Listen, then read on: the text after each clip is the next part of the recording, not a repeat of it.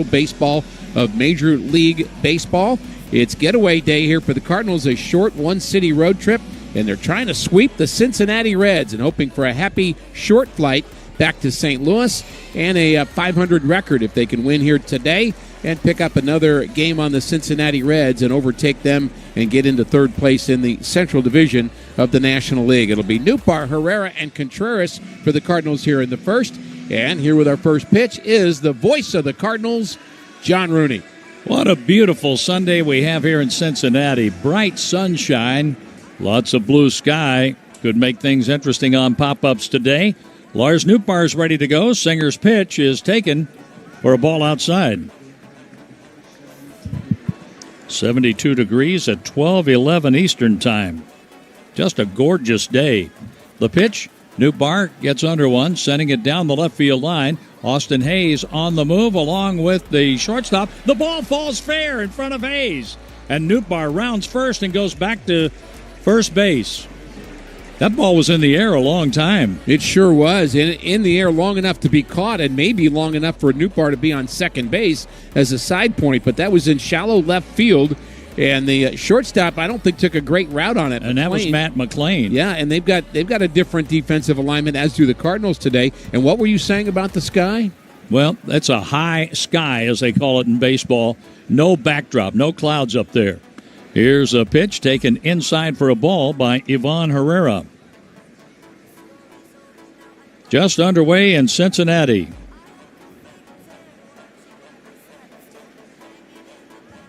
From the stretch, Singer pitches, check swing, and that's over at the knees. A strike to Herrera. Who's hit safely in 5 straight games. He's 5 for 16 with a homer, 3 out of 7 in this series with a home run. Hit a home run his first at bat on Friday. Singer from the stretch, the pitch, check swing, slider goes outside. We have one of the newcomers behind the plate, Stephen Jeschinski. He was catching up with Stubby Clapp over at first base yesterday. Jeschinski, a Canadian. The pitch by Singer. A swing and a foul off to the left. Cardinals begin play 5.5 games out in the wild card again, so they've been kind of hanging around in that vicinity. They've gotten a little bit closer, but the Mets are facing the Miami Marlins today, and Sandy Alcantara is up against the Mets, so we'll keep folks posted about that as we move along. Runner at first base, the pitch. Herrera takes a breaking ball outside. And a full count on the Cardinal designated hitter. Herrera has walked twice in the series. Wilson Contreras, who homered here last night, waits on deck.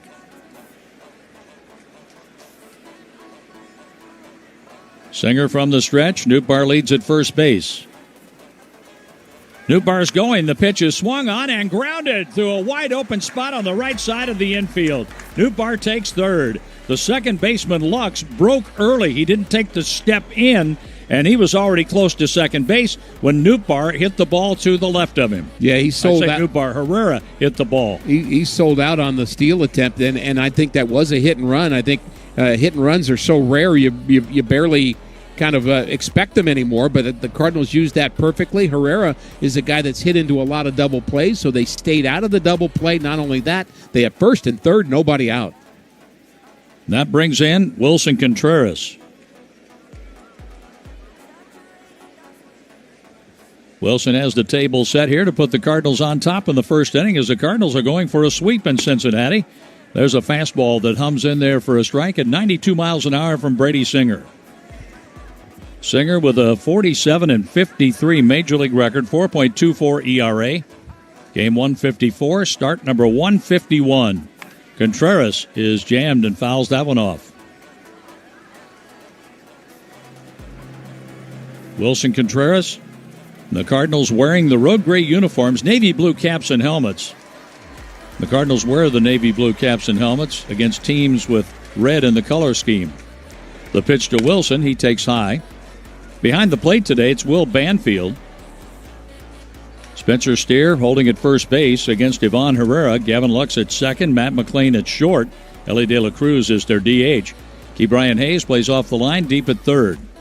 The pitch to Contreras. He swings and misses. He's out on strikes. He strikes out for the third time in the series. 136 strikeouts for Contreras this season. One down, he missed an RBI opportunity there. And I think you'll look back on that at-bat and say the pitch he had to hit was actually the first pitch. He normally swings at the first pitch if it's a fastball and if it's center cut. And it was. He let it go. Then he had to face that slider. Now first and third, one out. A swing, and there's a high fly ball. Medium left center field. Coming on to make the catch, the left fielder Hayes, tagging and trying to score. The throw is offline, and the Cardinals get a run out of it. Nootbaar crosses the plate. Ivan Herrera advances to second. 1-0 Cardinals. That was not very deep into the outfield, so risky for the Cardinals and Pop Warner to send Nootbaar, but really not a great throw as the throw was up line, and no problem Nootbaar scooting around the catcher Banfield and giving the Cardinals the lead. Catch made in left center field by Austin Hayes. And then he had to turn, make the throw, and it was offline. Are you ready for a throwback? 25-cent drinks are back at On the Run. Get yours the day after the Cardinals score 6. Only for a limited time. Only at On the Run. Yes, I'm ready. Me too. Here's a fastball humming in there for a strike to Thomas Ajacey.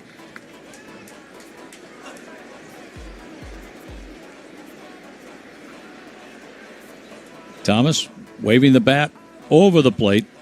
The pitch to him, and that's swung on, and that ball is hit into right field, and it is down for a hit. Coming around third, here's Herrera scoring. Ajacey makes it down to second base as the ball rolled away from Banfield toward the mound. It's a base hit and a run batted in for Ajacey. The Cardinals have a 2-0 lead. The right fielder, Marte, his throw, short hop Banfield. Marte with a stronger arm than we saw from Hayes in left field, although Hayes was going away from home plate. Thought that play might be close at the plate, but Herrera was able to get in under the tag, and the Cardinals running the bases well and taking advantage of opportunities here in the first. Runner at second, Prieto, a swing and a miss. Prieto 0 for 1 as a major league batter, a strikeout in the game on Friday night. So Ajacey picking up RBI number 17. Gorman, number 43, and a strike into Prieto. 0-2. The Cardinals got Prieto from the Baltimore Orioles. It was August 1st, 2023, in a deal involving Jack Flaherty. Now the pitch. Prieto checks his swing and takes low. While at Memphis, he hit .295 this year with 9 home runs, 62 RBIs. He has played 474 games in the minors and a .293 hitter. He'll be at second base. The pitch by Singer, a swing and a miss. Prieto strikes out. But the Cardinals scored 2. The Reds are coming to bat in the bottom of the first at Great American Ballpark. Whether it's a long line at the amusement park, 45 minutes. Waiting to get inside the club, or getting stuck at the DMV. Great moments in baseball have been broadcast on the radio since 1921. Smith corks one into right down the line. It may go. Go crazy, folks. Go crazy. It's a home run, and the Cardinals have won the game by the score of 3-2 on a home run by the Wizard. Go crazy. Catch the next unforgettable call on the MLB app and MLB.com. Let's see if we can figure out the following baseball slang term. Today's phrase is Oppo Taco. Do you know what it means?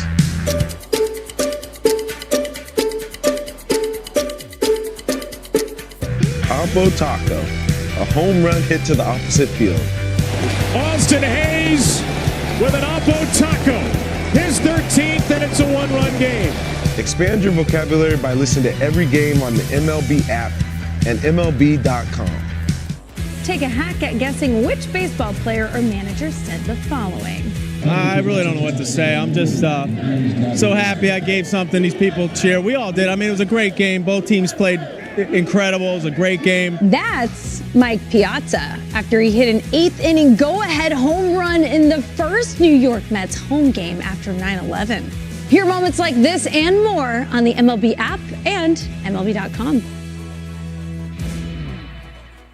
It's the Sleep Number biggest sale of the year. All beds on sale up to 50% off the limited edition smart bed. Plus free premium delivery with any smart bed and adjustable base. Ends Labor Day. All Sleep Number smart beds offer temperature solutions for your best sleep. Check it out at a Sleep Number store or sleepnumber.com today. Andre Palante into the windup. The first pitch of his game is a strike call to T.J. Friedl. Friedel's 0 for 7. 0 for 7 in the series with 4 walks and 2 strikeouts. Palante's working with a 2-0 lead. He has 2 quality starts against the Reds this year. Here's Palante's next pitch. A swing and a miss. Palante throwing his knuckle curveball to get ahead. No balls, 2 strikes. And good location with both the fastball and the curveball to start the game. Let's hope that's a good sign for Palante. And, he's done so well against Cincinnati. You mentioned the starts this year. 6-2 overall in 17 games against the Reds with an ERA of 1.93. The 0-2 pitch coming up for T.J. Friedl. That bounces, rolls out in front of home plate. But Jimmy Crooks behind the plate today. His first start in the big leagues. And Andre Palante starting for his 27th time, a 6-12 record with a 5.44 ERA. His next pitch is swung on and lined into center, a base hit. A pitch up, out over the plate.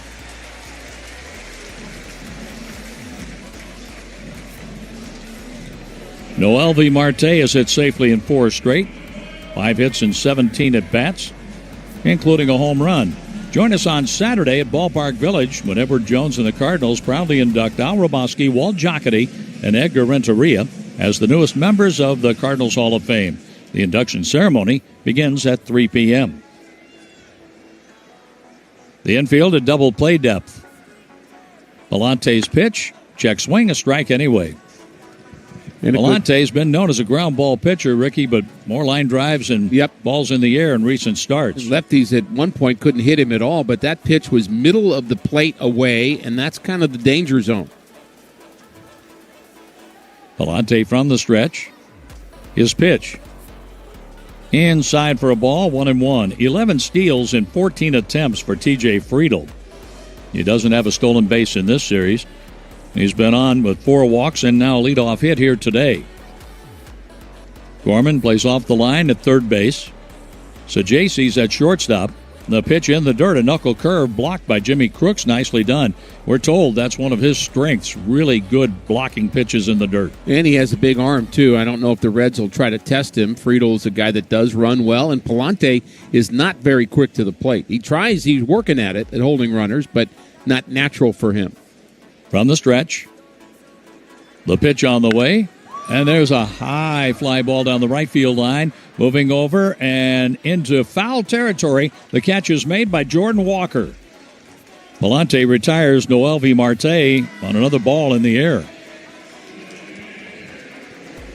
Palante 1-1 against the Reds this year with a 2.25 ERA. And Ricky told you, a 1.93 career ERA against the Reds, and he's won 6 of 8 decisions. Frankly, I'm happy when Marte makes an out, whether it's in the air, on the ground, strike, I don't care. He's a tough out to me. Ellie De La Cruz is DHing. Tall left-handed batter, slightly open stance. Palante's pitch. De La Cruz takes strike 1. The fastball at 95 from Palante. Andre, a 24 and 26 Major League record, 4.31 ERA. It's his 57th Major League start, game number 165. His 8th career start against the Reds. Pickoff throw to first, diving back safely, T.J. Friedl. So Crooks is behind the plate, Gorman at third, Sajaci at short. On the right side of the infield, Cesar Prieto at second base, Wilson Contreras at first. The outfield of Newtbar in left, Church in center, Walker in right. Gorman plays like a shortstop, giving up the third baseline. The runner goes. The pitch is swung on and lined to second. Stepping on second base was Sajaci playing up the middle. It took a hop, so he stepped on second and threw to first. A short hop play. And the Cardinals get out of this inning working around a leadoff hit by a Paul Smith. Take a hack at guessing which baseball player or manager said the following. I really don't know what to say. I'm just so happy I gave something these people cheer. We all did. I mean, it was a great game. Both teams played incredible. It was a great game. That's Mike Piazza after he hit an eighth-inning go-ahead home run in the first New York Mets home game after 9/11. Hear moments like this and more on the MLB app and MLB.com. Introducing baseball's all-new national pregame show.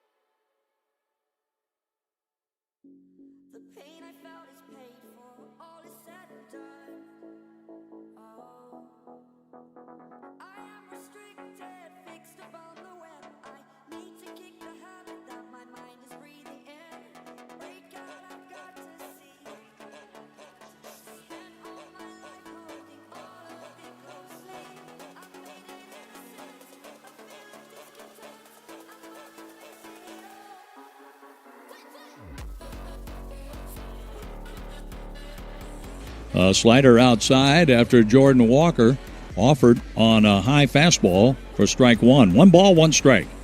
Walker 0 for his last 7. A walk, a run scored, a strikeout, and a caught stealing in the series. He reaches for a slider about a foot outside, 1-2. Walker, Jimmy Crooks, and Nathan Church. The lower third of the order for Oliver Marmol today. I feel like Jordan Walker had made some strides to lay off of that particular pitch, the one that's away, that's really, I would say, at least a half a foot off the plate. I mean, no one's going to hit that pitch. You have to recognize it, though, but he's regressed a little. Singer's pitch is outside. Walker didn't chase it. Singer tugs on the bill of the cap, leans against the first base side of the rubber.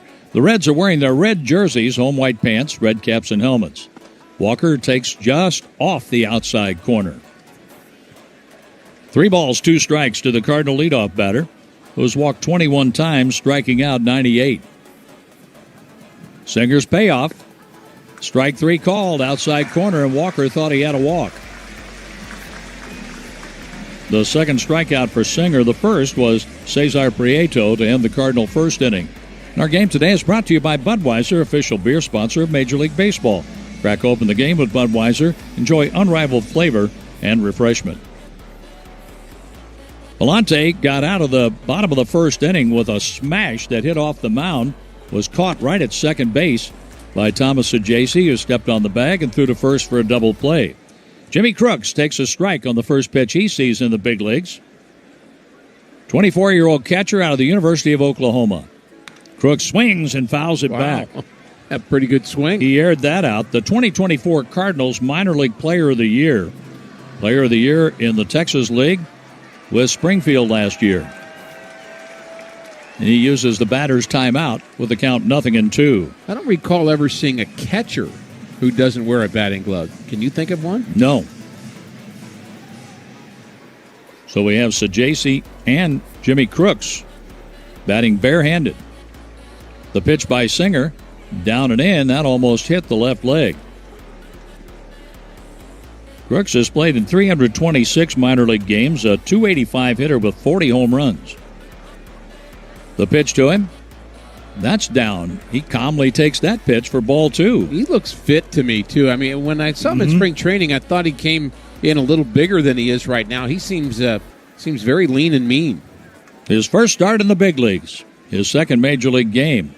Crooks swings, and he hits that in the air. Down the left field line, foul out of play. No play for Austin Hayes. Crooks with the open stance. He'll close it up when Singer brings the pitch in on 2-2 with 1 out in the second. Jimmy Crooks takes a little bit high, a full count. He's pretty calm and quiet in the batter's box on close takes. Sure is. Rocking the bat back and forth. Left-handed batting catcher.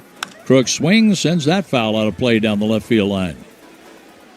Well, he has been a line drive extra base hitter in his minor league career. 1,197 at-bats, 72 doubles, 6 triples, and 40 home runs. The pitch. Crooks swings, and he hits another foul ball. That goes over to the camera well next to the Reds dugout. More baseballs. Out to the home plate umpire, Steven Jaschinski. Crooks is trying to get on for Nathan Church. Those two played a lot together down at Memphis this season. The pitch by Singer. Strike 3 called, and Crooks thought he had a walk. So did Walker. 3 strikeouts in a row for Singer. The close calls don't usually go to the rookies, even with a rookie umpire back there. So we pause for an ID on the Cardinals Radio Network, powered by Graybar.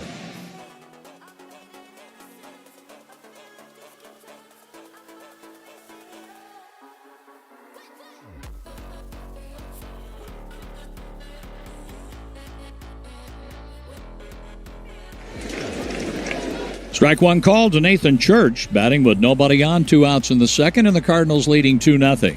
With Ricky Horton, I'm John Rooney. We're in Cincinnati, the final game of a 3-game series and 3-game road trip. The ball goes high, 1-1 on Church. Church is 1 for 7 in the series, but that one hit was a big one. Boy, was it ever. 2 RBI hit last night that gave the Cardinals the lead. He gets under this one, sends it to left field. Austin Hayes dances with it, playing the sun and a little bit of wind. He makes the catch. The Cardinals are out in order. The Reds come up in the second with the Cardinals leading 2-0. Hey, do you love dairy but lactose doesn't love you?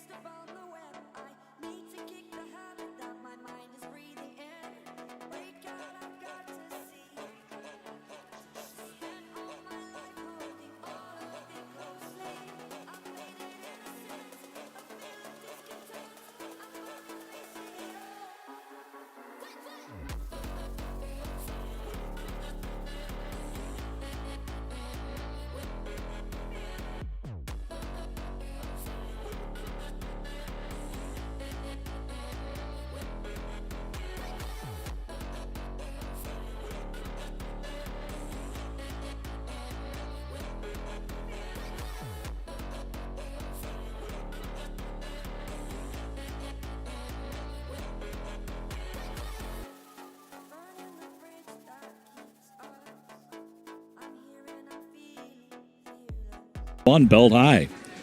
We have the Missouri Broadcasters Association Sportscasters Forum, September 16th.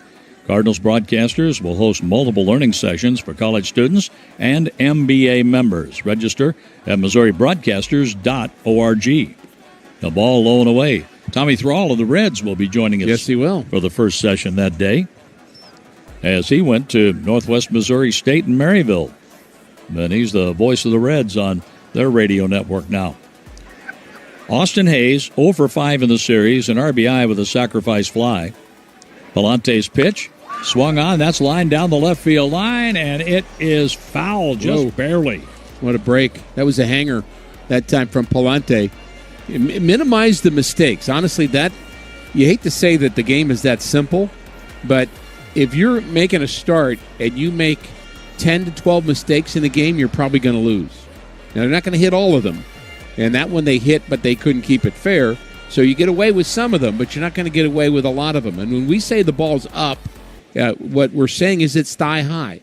Either knee high or your belt higher and above. But that middle of the zone is where hitters just love the baseball. They can see it better, and they drive it better. Austin Hayes back to the plate. Palante with the 1-2 pitch to the Reds' leadoff batter in the second inning. Swing and a miss. Knuckle curve in the dirt strikes him out. Bob Gibson told me, in fact, we had a caller. First show I did with Bob Gibson on KMOX after a Cardinal game back in the early 80s. Fan, well, why do they have trouble hitting that ball down?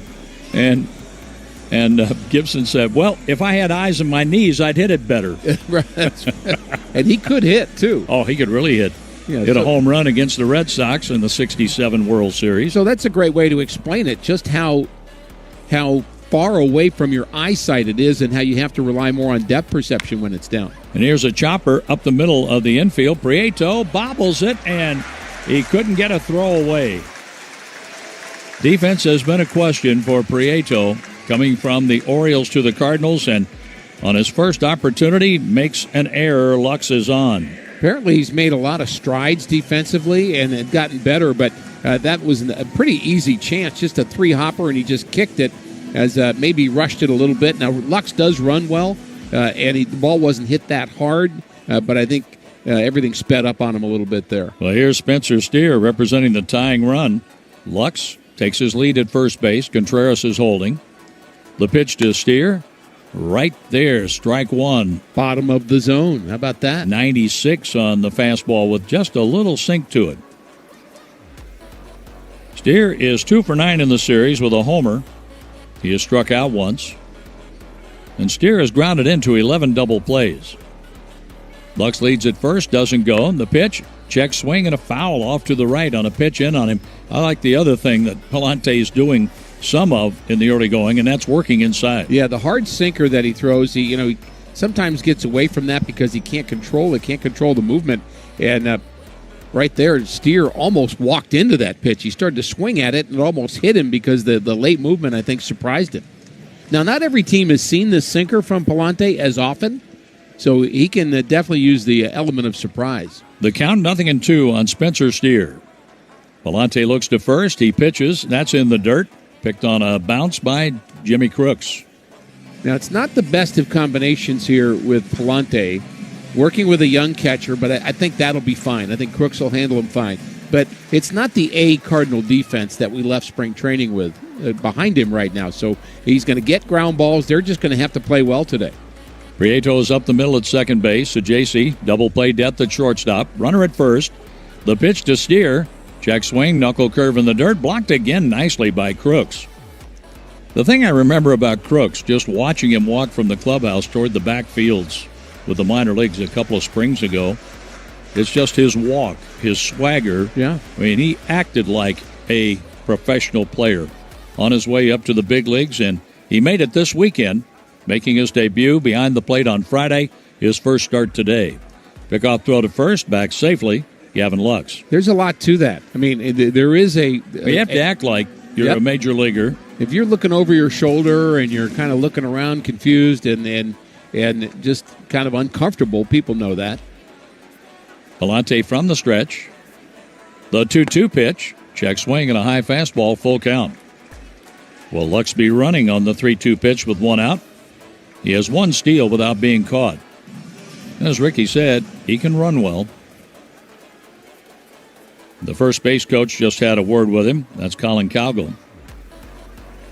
Lux leans at first. He's going. The pitch taken outside, and that's ball 4. The throw was a good one, though, by Jimmy Crooks. I'll say. He threw a bullet, and he would have gotten him if the pitch would have been called a strike, and maybe a late call by our rookie umpire, too. And Crooks either didn't hear him or wasn't sure about it, so he just went and threw it anyway. If you're not sure, let it go. Yeah, exactly. He threw a strike to second base. What you're risking, of course, is throwing the ball away unnecessarily, but Brian Hayes, 2 for 7 in the series with a home run. I like him showing off his arm, though. Palante's pitch.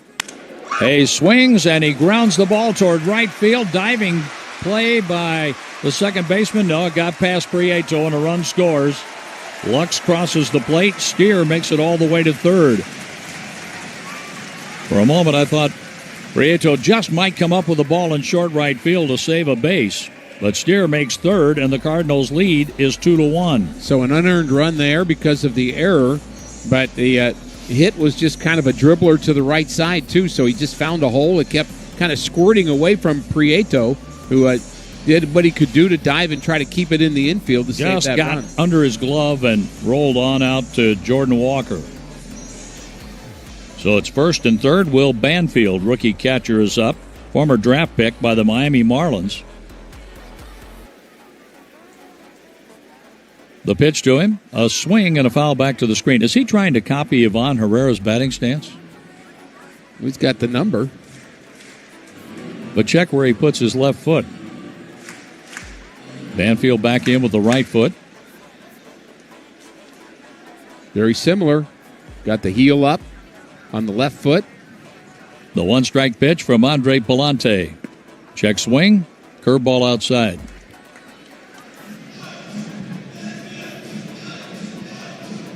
Banfield was drafted out of high school in Georgia in 2018 by the Marlins.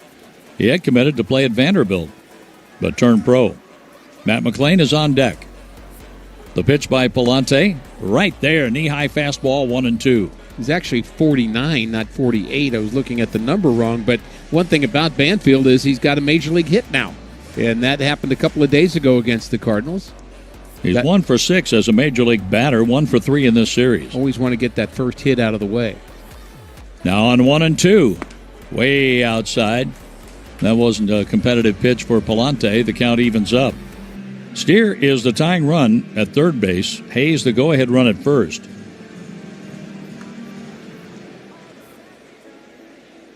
Now Palante from the stretch. The runners lead at the corners. The pitch for Banfield. A swing and a miss. He got him. Bookend strikeouts right now in the inning. Austin Hayes to begin the second, and Banfield for the second out. Matt McClain has hit safely in 3 straight. He's 3 for 10. 1 out of 4 in this series with a home run in the game last night. He likes the ball up. Leveling the bat over the plate, McClain out of UCLA, 25 years old. Palante's pitch. McClain takes a high fastball. Andre's trying to get out of the inning with a 1-run lead. The Cardinals have out-hit the Reds so far, 3-2.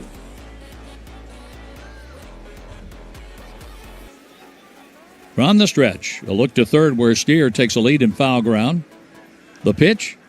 Curveball breaks over for a strike. 1-1.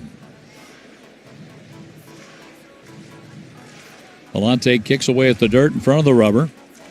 Transfers the ball to the right hand. Kind of the way Jack Flaherty used to. Yeah. Kind of flip the ball to the pitching hand. Now works out of the stretch. The 1-1 pitch with 2 down. Outside. Knuckle curveball just off the corner. The count favors McClain, 2 balls and a strike. He has 12 home runs, 41 RBIs. He had 290 in 89 games with the Reds last year.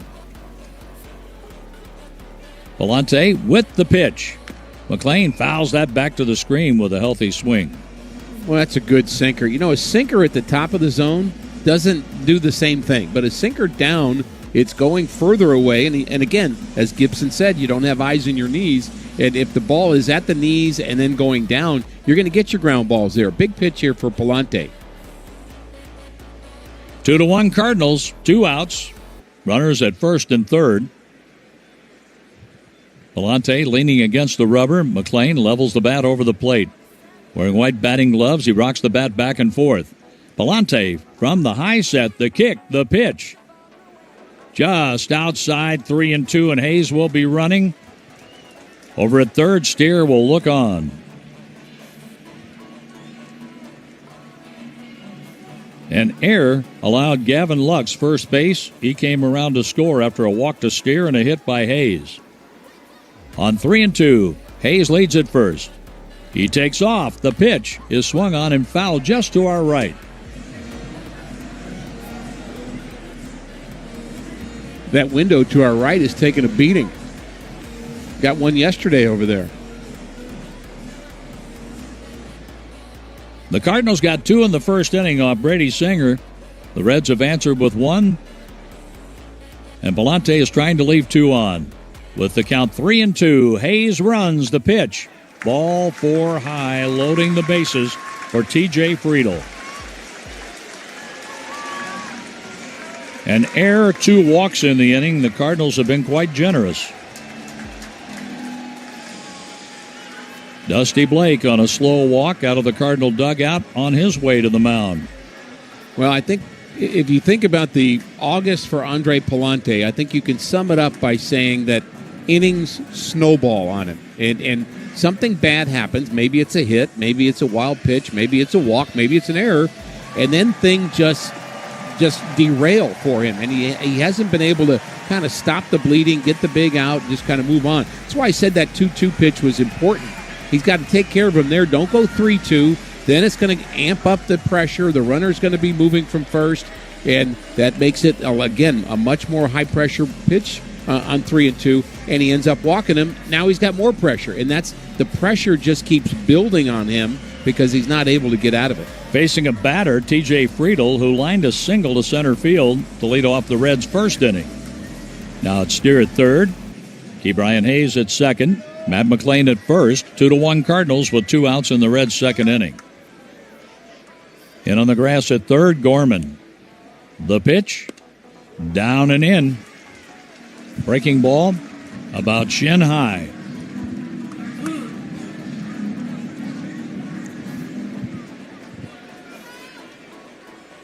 Palante straightens after listening in for the sign. The long pause and the pitch. And that's swung on and lined into left field, a base hit.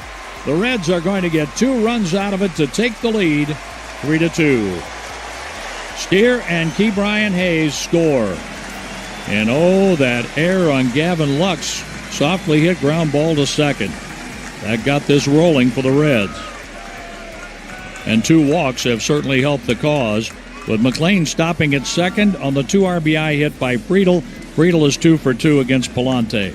So because the error would have been the third out, all the runs that score in this inning will be unearned. So all 3 of them are unearned and anything to follow. But it's still on Palante to not make it worse.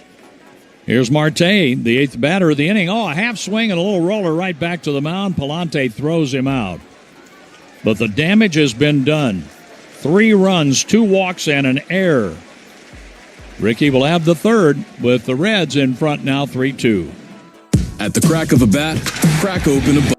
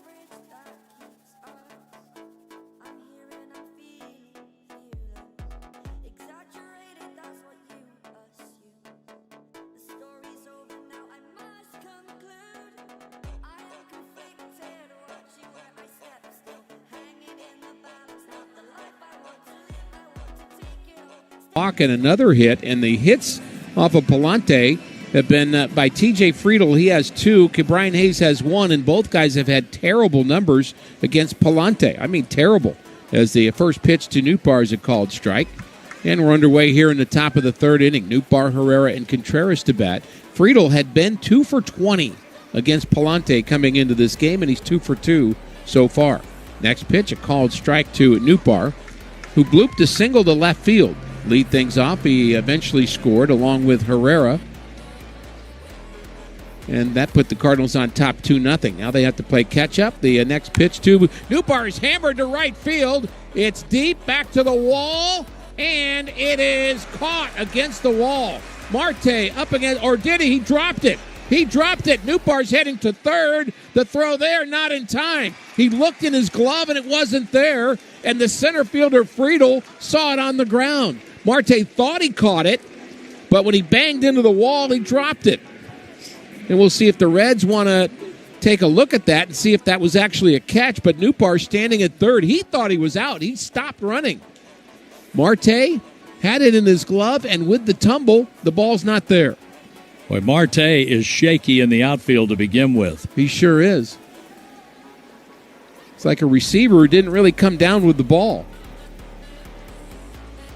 But Nootbaar's at third. The infield is in for Herrera. So that's going to be a triple, I would guess.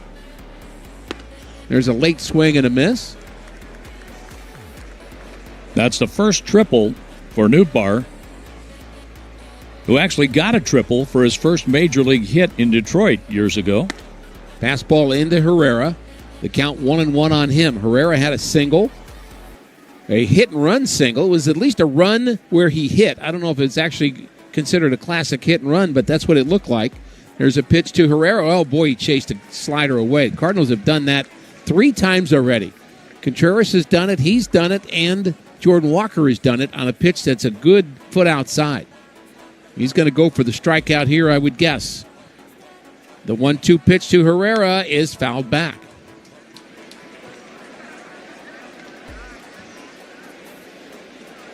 So it is ruled a triple. Nootbaar was standing at second base. He thought he was out and was getting ready to walk in. And then just took off and it came to third base.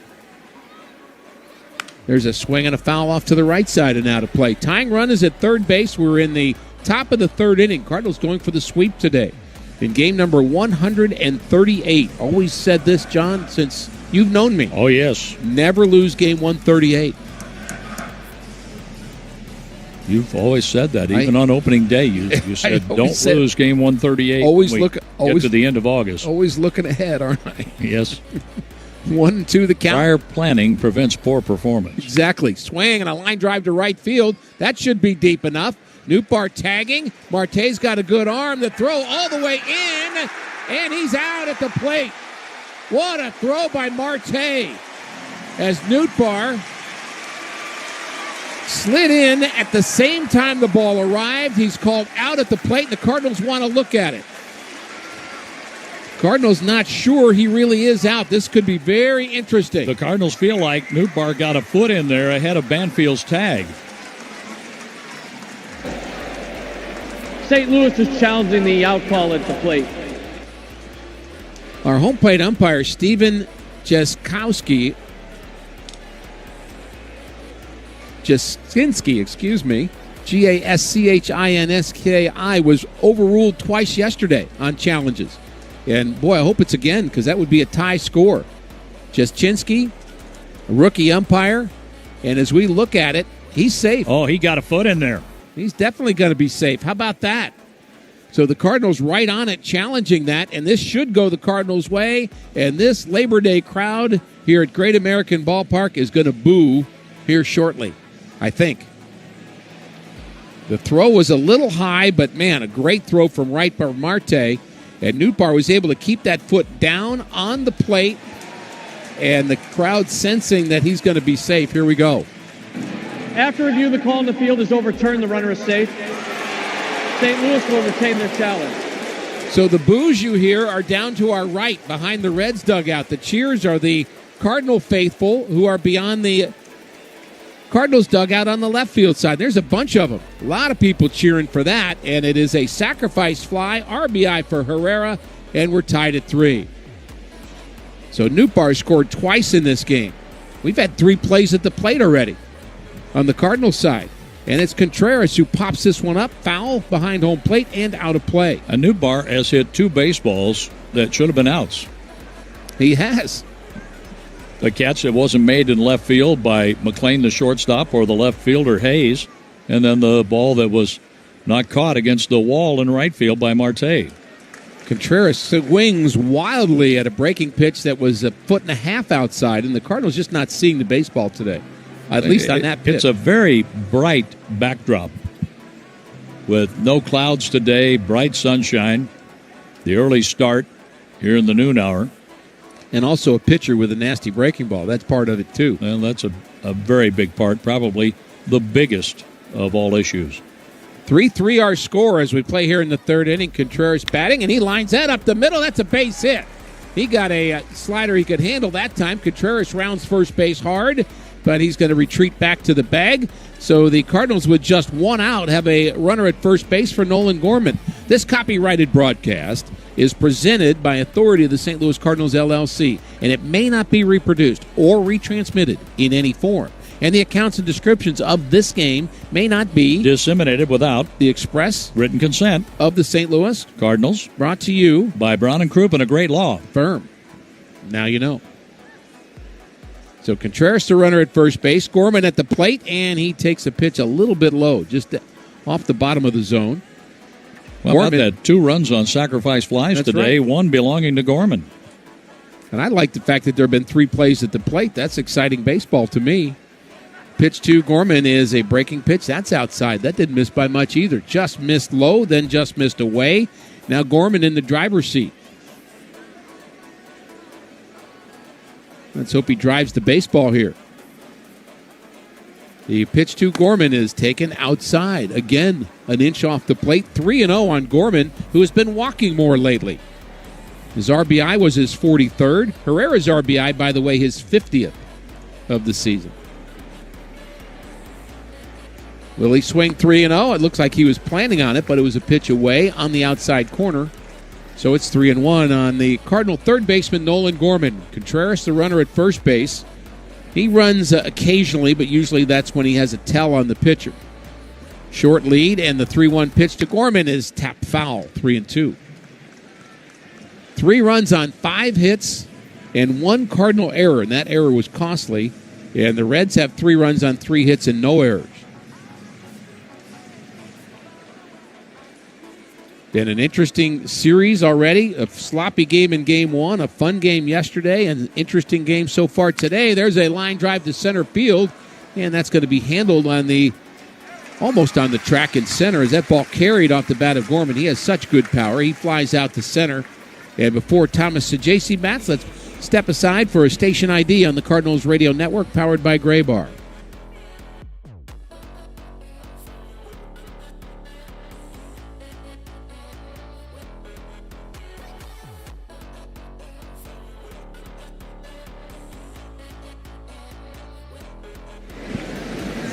Cardinals shortstop today is Thomas Sajaci. He has one of the 3 RBIs, and he bats and fouls one off over our head and a little bit to our right into the upper tank here. Nice crowd here on the Labor Day weekend.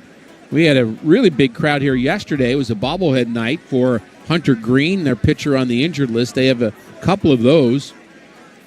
And 32,000 plus here yesterday. Next pitch to Sajaci is swung on and missed. Boy, it'd be something if the Cardinals could sweep and jump ahead of the Reds and just have the Mets to chase. Now that's not going to be simple to chase the Mets. Cardinals are playing good baseball of late, but they're doing it without some of their horses, too. That's pretty amazing. The 0-2 pitch to Sajaci is fouled off. Not Donovan, not Arenado, not Victor Scott. You've got several guys out. Burleson's out. Good pinch hitter, Pozo, is on the 7-day concussion IL. 0-2 pitch to Sajaci. Doesn't chase that slider, 1-2. Victor Scott I know he played 2 days ago. I haven't seen whether he played last night or not. I believe he did. So he's getting closer. We may see Victor. I mean, the rosters are going to expand tomorrow, or they can. Right, September 1. They can expand by 3. Next delivery is outside, 2-2. Patience for Sajasi, who's learning to do that. He is known as a free swinger. He admits that. He loves to swing the bat, but at the big league level, they'll take advantage of that if you don't rein that in just a bit. 2-2 pitch to him is grounded to short. That's handled by McLean. His throw is high and handled by Steer. Almost got over his head. But Sajasi grounds out 6-3, and the Cardinals are through here in the top of the third, but they pick up a run. Sacrifice fly by Herrera to tie the score. Going to the bottom of the... Let's see if we can figure out...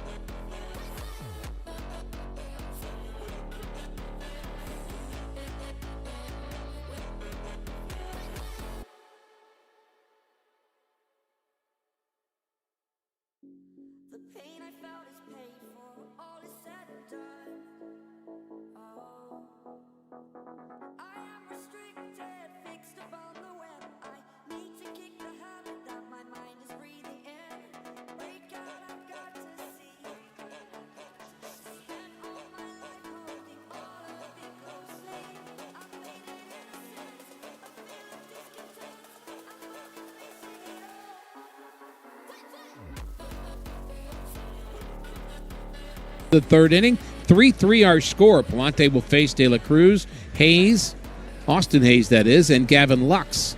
Next delivery is fouled off to the left side. That's maybe playable, but not quite enough room for Gorman to run that one down. It was in play along the side of the field going down towards left field, but he was playing De La Cruz to pole, so he couldn't bring that one in.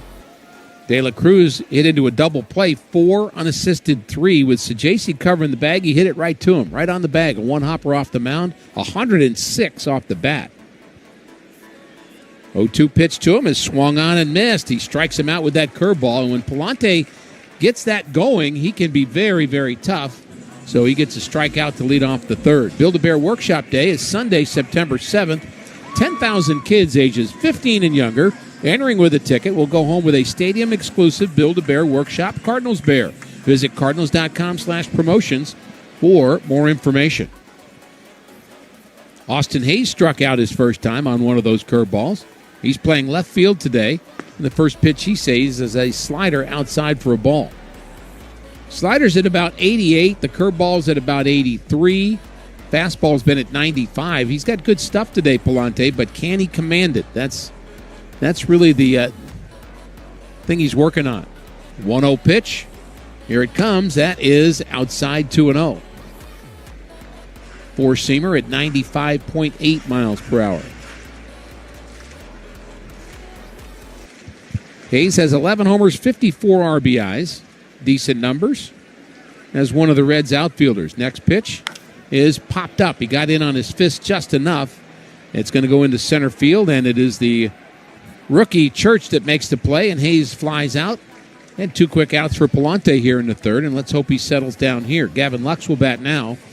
Gavin Lux reached on the error by Prieto. First ball hit to him as a big leaguer, so there'll be better days ahead for Cesar Prieto, who will be leading things off in the 4th inning. Lux eventually scored, as did Steer and Hayes behind him. Palante into the wind and the pitch to Lux. That's an off-speed pitch for a strike. Well done. Slider catching the outside corner. 2 hits in the inning where the Reds scored 3 runs. The big hit was the Friedel hit with 2 outs. That's the one that hurts. Next pitch to Lux is popped up left side.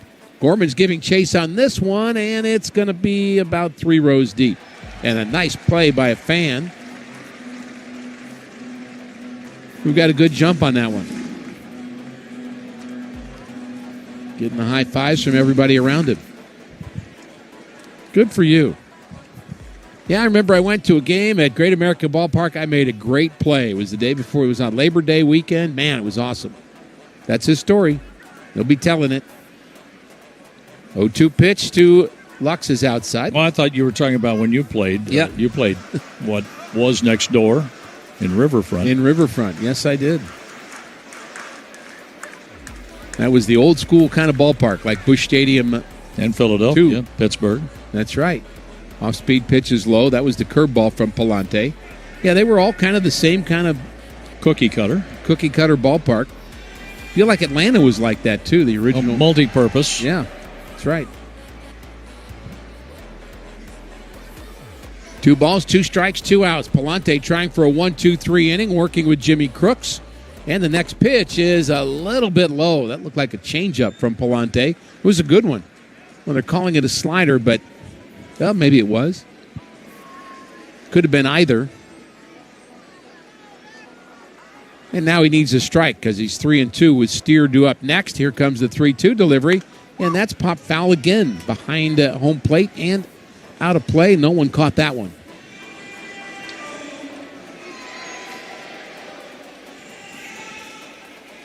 Lux, the former Dodger, playing second base today. So De La Cruz not playing defense, and neither is Mason Wynn for the Cardinals. 3-2 pitch is outside, ball 4. Misses with the curveball. 2-out walk. That is walk number 3 already for Palante. 3 walks and an error. If you walk 3 batters in 9 innings, that is acceptable, and that's about all you want. A walk per 3 innings is okay, but when you have 3 walks in 3 innings, that's too many. Lux takes his lead, and Steer is at the plate, and he hits that into left field for a base hit. So with 2 outs, nothing happening. Now a walk and a throw at second as Newpart threw behind Lux. That was a good throw. Almost got him, yeah. And this is how it happens. This is what walks do to you. They get you pitching out of the stretch. They create some momentum for the other team, and Brian Hayes was able to drive in a run last time there was a runner at second base. He picked up the first RBI for the Reds, and then 3 batters later, Friedel drove a ball into left field, and that's why the Reds have a 3 on the board in the second inning. So Palante needs to get Brian Hayes out here. And the first pitch to him is fouled off to the right. Brian Hayes hit a spinner on the ground that kept moving away from the second baseman, Cesar Prieto, and went diving to the outfield grass. So Hayes was just 2 for 11 against Palante. I mentioned Friedel was just 2 for 20, so that's 4 for a lot. But they have big hits, both of them, in this game. And Hayes is at the plate now with 2 on and 2 out. Palante has the sign and the pitch, and that's popped up. Right around home plate. Crooks is looking for it, throws away the mask, and makes the play right in front of the plate. That was well done. It was well done, so he handled that job pretty well, the rookie Cardinal catcher, and we may see him bat. We will see him bat in the 4th inning, Prieto as well, and maybe their first big league hit for both of them. Take a hack at guessing which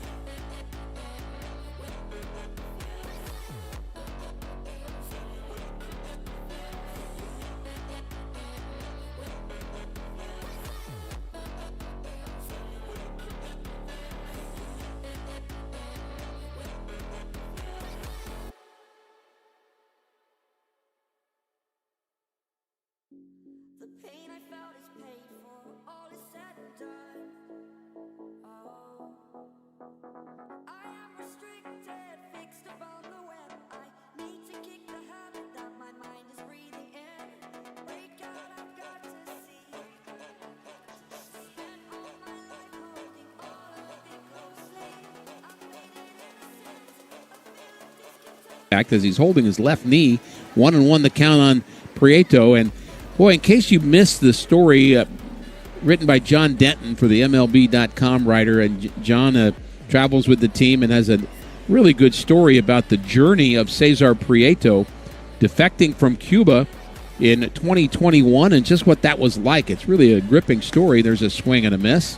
And it talks about his emotions, about getting a chance to be a big leaguer now after making that difficult decision at the age of 22 when his family didn't want him to defect, but he defected when he was in St. Peter's, actually in West Palm Beach, Florida.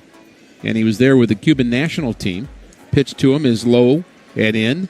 And the story, well, you can read it. Again, find it on John Denton at MLB.com. But he had to leave a bus and take off running and find a car and then take off as he was defecting. And he takes strike three there.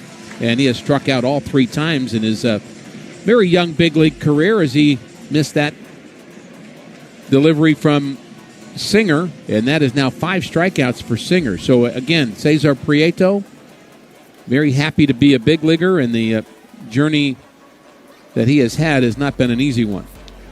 So it's Jordan Walker at the plate, and that pitch is outside. We're in a 3-3 game, top of the 4th inning. Great American Ballpark in Cincinnati. Clear, very clear day. Beautiful day.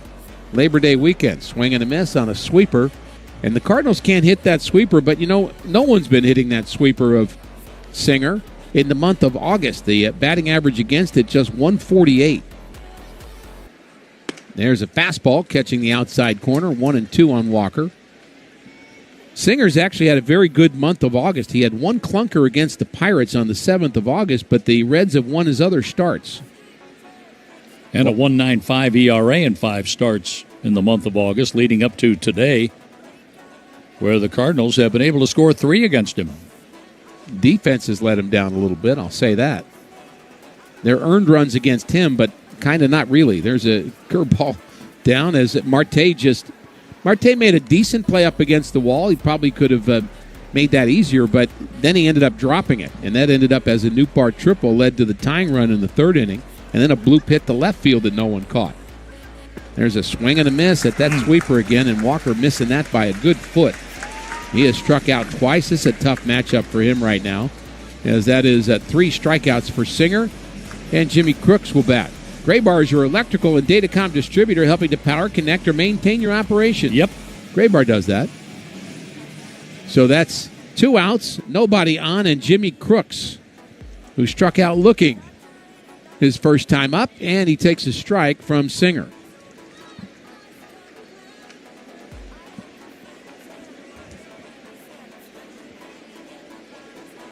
Singer working quickly now, delivers a pitch at the top of the zone. He's starting to feel it a little bit. Palante was able to put up a 0, although he had some traffic in that 3rd inning. He's given up 3 unearned runs so far. Singer delivers. That ball is hit hard to right field, but it's going to stay in the ballpark, and Marte is able to catch it in the shade in the deep right center field for out number 3, and the Cardinals go 1-2-3. We go to the bottom of the 4th inning. Cardinals 3, Reds 3. Baseball's. Take a hack at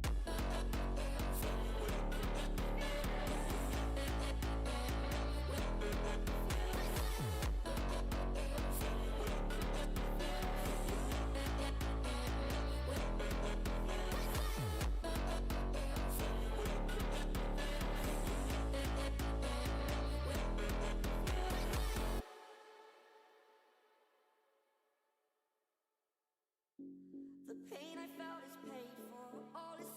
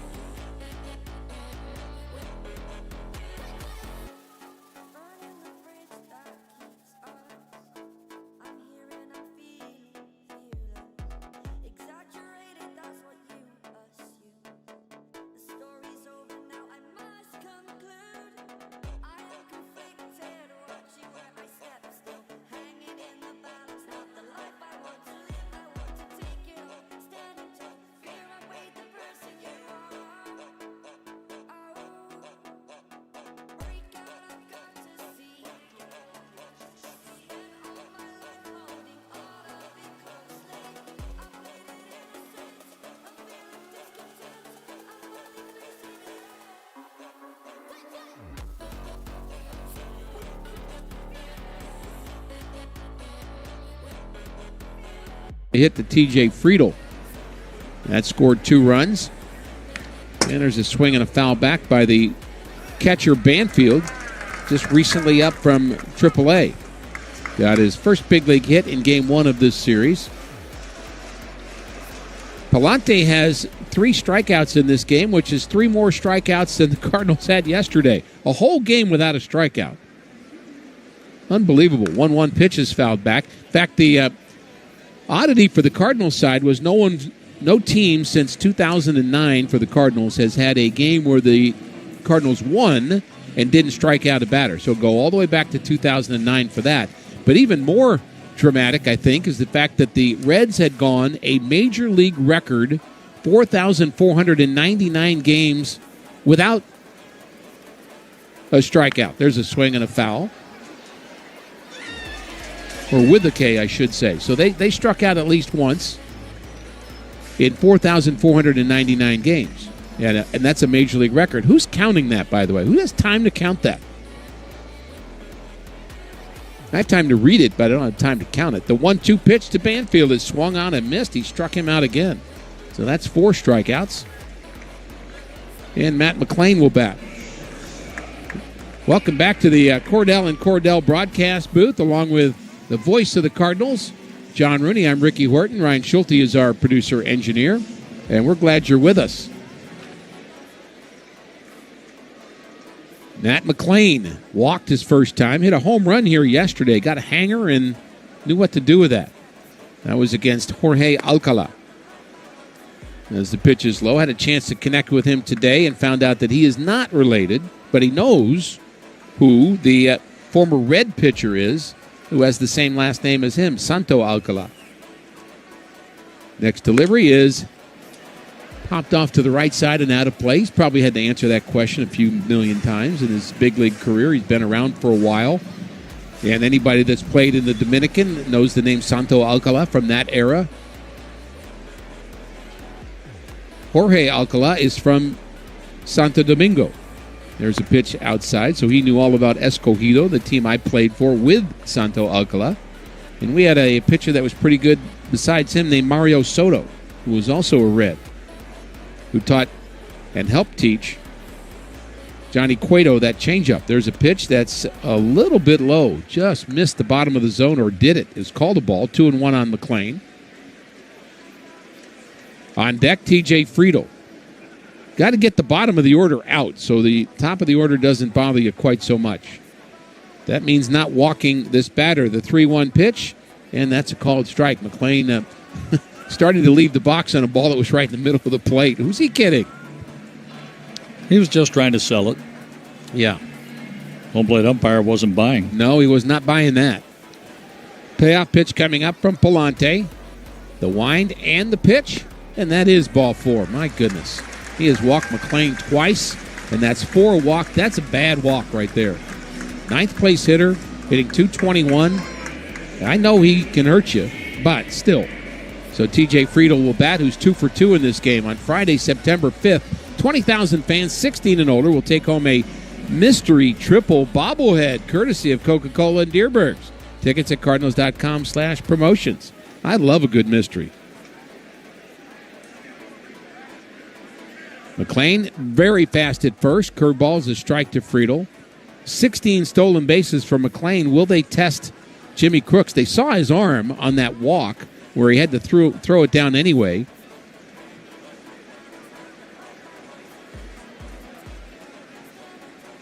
And the arm was very good. Did that scare him or not? We'll see. Breaking pitch. That's a called strike, too. So that mystery bobblehead on September 5th, I'll take away some of the mystery. Are you favoring the pitchers or the hitters? Well, you've got pitchers on one bobblehead, Tudor, Cox, and Andujar. And then on the bobblehead 2, I noticed that they have the accent over the U now on Andujar. So I guess we'll call him, instead of Andujar, we'll call him Andujar now. Like the Reds player, who's not playing today, thankfully, Miguel Andujar. 0-2 the count. And the pitch, that's taken low. So Bobble 1 has Tudor, Cox, and Andujar. And bobblehead 2 has Vince Coleman, Willie McGee, and Ozzie Smith. I kind of like them both. Big fan of Joaquin, though. Great teammate. Way to ride that fence. I'm going to go with the pitchers just because I'm in that union. There's a pitch that's bounced foul. But, that's part of the mystery, John. I like the mystery. So whatever happens, happens. Understand that someone representing Joaquin's family is going to be at the reunion, which will be Friday. 22 of the players represented there, and it's going to be fun for all of us to connect with guys I haven't seen in a very long time. 1-2 pitch, and here it comes, a swing and a foul. And the runner was moving, and that was fouled off the foot of Friedel, and he's hopping around like that hurts. I'm sure it does. I bet it does. Tom Nieto is going to be one of the... Looking forward to seeing Tom. Yeah, and I had forgotten that he was a Cardinals minor league manager. I was reminded of that by Brad Thompson, who said he played for him, which I didn't realize he was managing at... I believe it was the Florida State League when Brad was pitching there. Well, you talk about a good catch and throw guy. Oh, boy. He was one of those guys, I can tell you without a doubt, he cared about his catcher's ERA more than he cared about his offense. And he would talk about that all the time.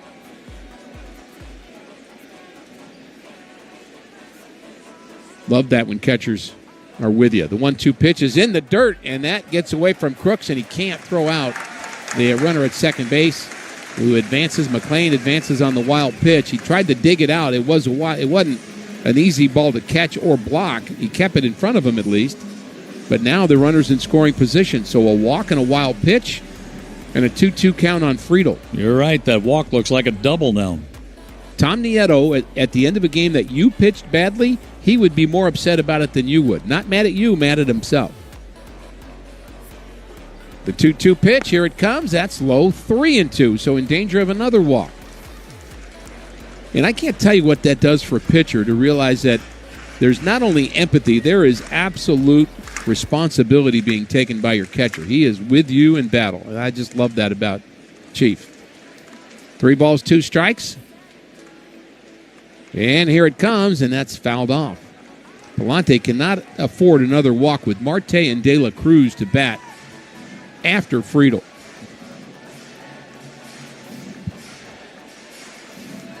So a lot of pitches thrown for Palante, and they need him to throw a lot of innings is what they need. Not a lot of pitches, but a lot of innings. He has 4 walks already and 4 strikeouts and a 3-2 count on Friedel, who's 2 for 2 in this game. The high set and the 3-2 pitch. Curveball is a called strike 3. Catches the top of the zone. Friedel doesn't like it, but that was absolutely a strike. He's going to go look at that and come back and apologize later. Probably not. The strikeout number 5 for Andre. And before Marte bats, let's pause for station ID. You and your friends are listening to the Cardinals Radio Network, powered by Gray Bar.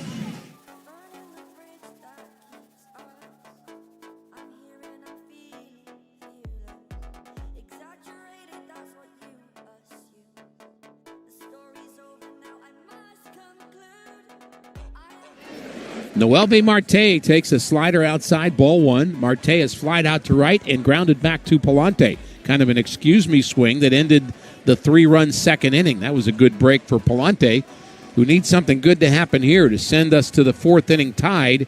He's got to get Marte out. First base is open, but De La Cruz is the man on deck as Palante steps off. That's going to be a disengagement. That's 1. As the umpires all let us know that.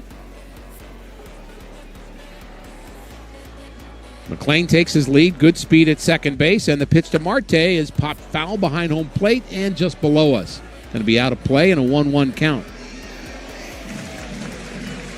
Speaking of the umpires, in case you missed John and I talking about it inside the ballpark segment, pregame show, the umpires did say that they probably should have called the infield fly earlier yesterday, but it was kind of hard in-betweener type call to make. The 1-1 pitch is in the dirt, blocked by Crooks. How did he block that? That was overcooked. And so the play, in case you missed that, there was bases loaded, and there was Jordan Walker popped the ball in the middle of the infield, and the pitcher was going underneath it to catch it, and it wasn't hit that high. No one else could get there, and the umpires were unsure whether to call infield fly. They eventually did, but late. and the runners didn't know what to do. The 2-1 pitch, here it comes. That's grounded towards third, and it's handled by Gorman. His throw is low, but handled by Contreras, and Palante gets out of the inning. 2 straight zeros. He had to work hard, but he got him out and stranded the 5th Cincinnati Reds. We're off to the 5th. John will paint the picture for you. Cardinals. Great moments in baseball have been broadcast on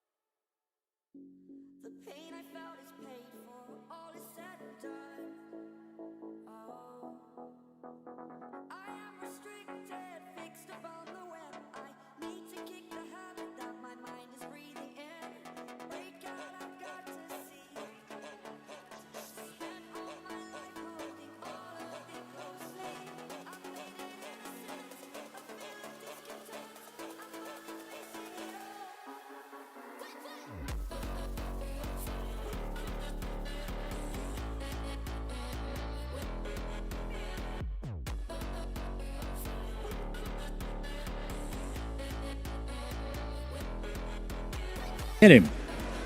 Church has been hit by a pitch for the second time in 11 Major League games. The Cardinals get their leadoff man on, and Lars Nootbaar is coming up.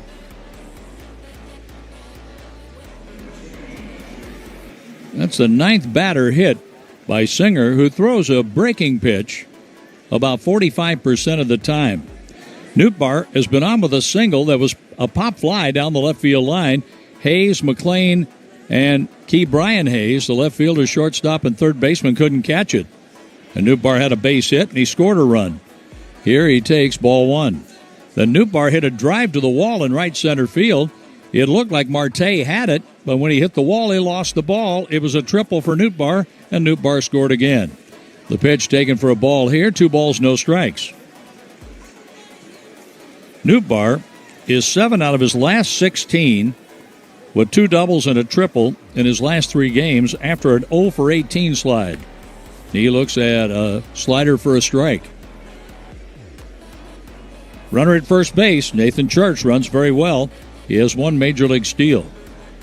Will Banfield is behind the plate today, a rookie catcher for the Reds. Singer from the stretch, the pitch. Nootbaar chops it foul. That goes past the Reds dugout on the first base side. Maryville University offers market-relevant programs in partnership with local and national corporations so students can gain the skills they need to succeed in the workforce of the future. Learn more at maryville.edu. Along with Ricky Horton, Brian Schulte is our producer-engineer. Great American Ballpark in Cincinnati. A 3-3 game. Pickoff throw to first. Church is back safely. Spencer Steer is holding against the runner there, while the second baseman, Lux, plays right at the edge of the outfield grass. Up the middle, the shortstop, Matt McLean, off the third baseline. Brian Hayes playing like a shortstop. The pitch, Nootbaar hits this one in the air. Straightaway center field. Coming on, Friedel puts up the glove, makes a one-handed grab, and Nootbaar is out for the first time.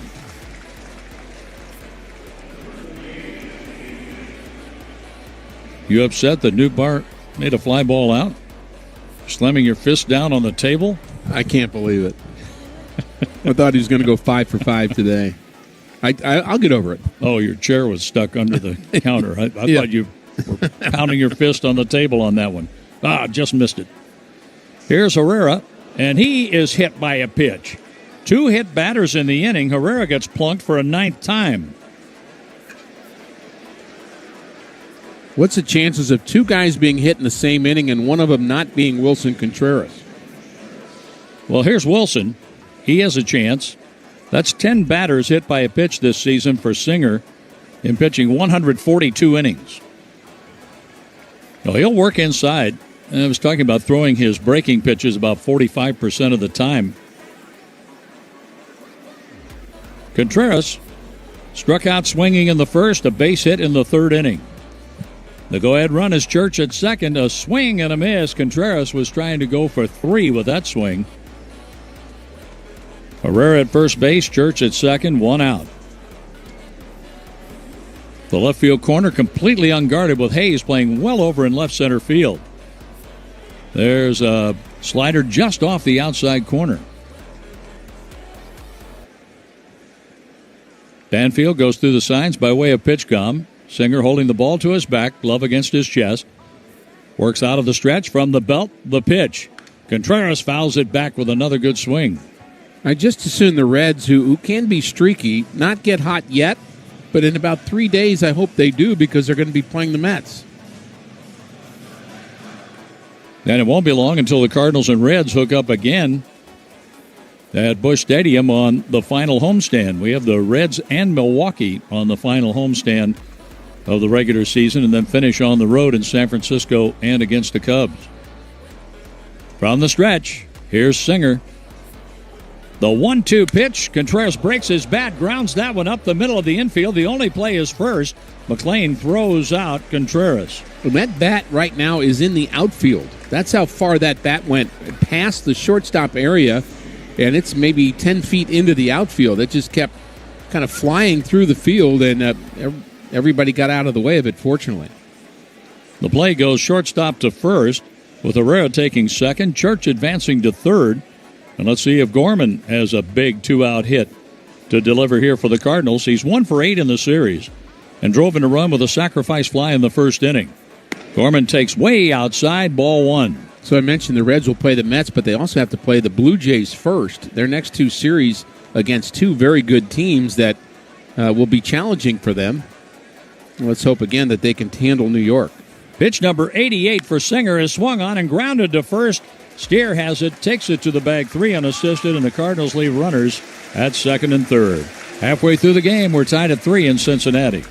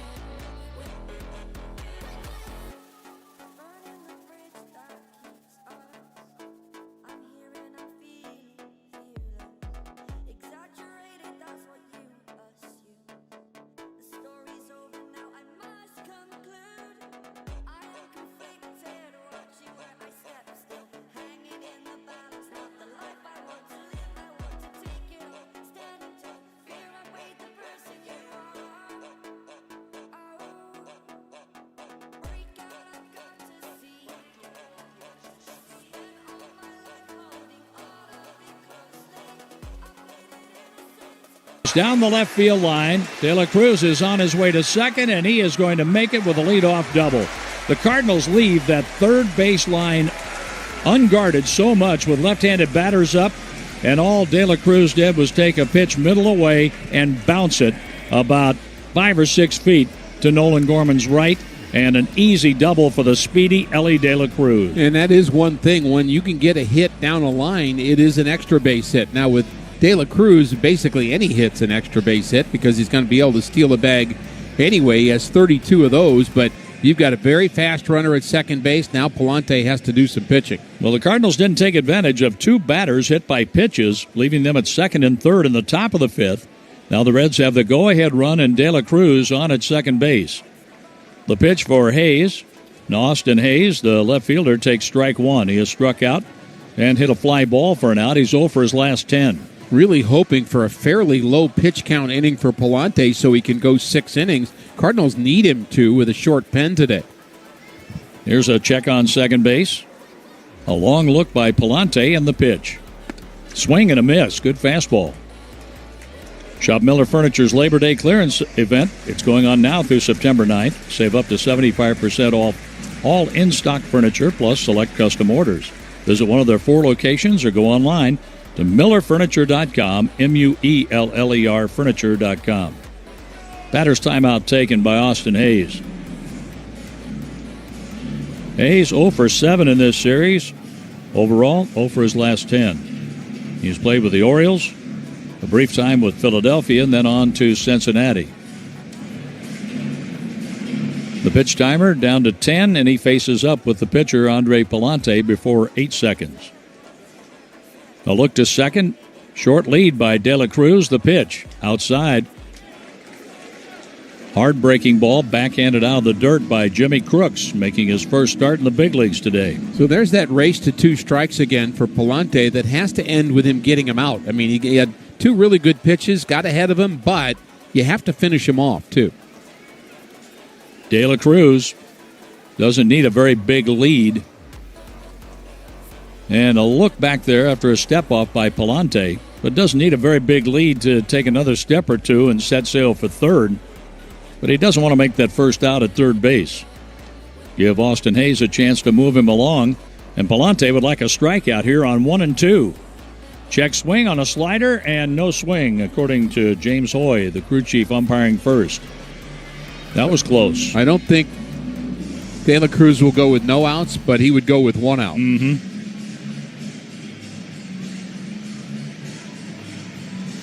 Now Palante with a 2-2 pitch to make to Hayes with Gavin Lux on deck. We're tied at 3, bottom of the 5th inning, final game of the 3-game series. The pitch jammed him in a foul out of play off to the right. The Reds are at 500. They're in the midst of their first 5-game losing streak of the season. The Reds have dropped 8 of the last 9 going back to August 20th. De La Cruz takes another step away from second base. The pitch. Check swing. Did he go? No, says first base umpire James Hoy on the slider away. I thought he might have on that one. That was very close. Boy, I'd love to see that one more time. Now a 3-2 count. Palante has walked 4 batters through his first 4 innings. He walked 2 in the second when the Reds scored 3 times. De La Cruz, after a lead double, takes his lead at second base. The pitch. A swing and a drive to left field. That is hit deep and out of here. Austin Hayes, with his 12th home run, breaks an 0 for 10, giving the Reds a 5-3 lead. The deep count to Hayes came back to get him. And close calls on check swings went to Hayes, giving him another opportunity, and he hit a 3-2 pitch for a 2-run homer. And it's also Andre Palante not able to finish him off. And Hayes fouled off a couple of good pitches, got a hanging breaking ball, and hit it into the bleachers. And, you know, this is a home run ballpark, there's no doubt. You make mistakes, as we talked about at the beginning. If you make too many mistakes, you lose. That's kind of how the game goes, and that was a mistake for sure for Palante. There's a fastball up and in to Gavin Lux. Lux has 5 homers, 49 RBIs. Has been on an error and has walked and was left at second base in the third inning. Palante's next pitch, over for a strike, and it's 1-1. A problem for Palante during his recent stretch, and you go back to a win over the Reds on June 20th. Since then, 2 wins, 9 losses, 1 no decision. The pitch, outside. The count is 2-1 on Gavin Lux, but Palante doesn't get many 1-2-3 innings. No. He faced 3 batters in the first inning. A base hit, a fly out, and then a double play ball.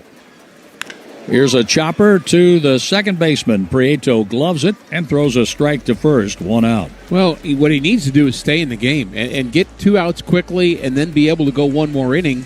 And again, I'm not sure he can do that. He's up to 89 pitches already. So this probably is his last inning. And again, the Cardinals bullpen, not every game's the same in terms of who you have behind you. And today, there's not much behind him. The Cardinals really went for it yesterday. They used their top relievers in a game that was close and relievers that they were hoping to not use. Palante's pitch misses just inside, ball 1 to Spencer Steer. But Ali went for the win yesterday and got it. It was a terrific game, but it just leaves you short today. A lead double by Ellie De La Cruz, and on a 3-2 pitch, Austin Hayes hit his 12th home run of the year, and it's 5-3 Reds. Here's a strike over at the knees to Steer. Steer's been on with a walk, a run scored, and a base hit. And he's 3 out of 10 in the series, including a home run. The pitch, that swung on and hit to left field in the park. Backing up, catching the fly ball, it's Nootbaar for out number 2 in the inning. That was a home run swing where he just mistimed it a little bit, thankfully. And here's Ke'Bryan Hayes.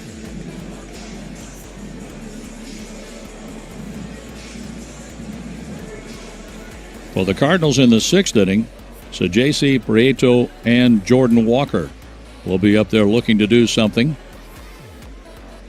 Will Singer still be in the game? Here's a pitch in for a strike. 88 pitches for him through 5 innings.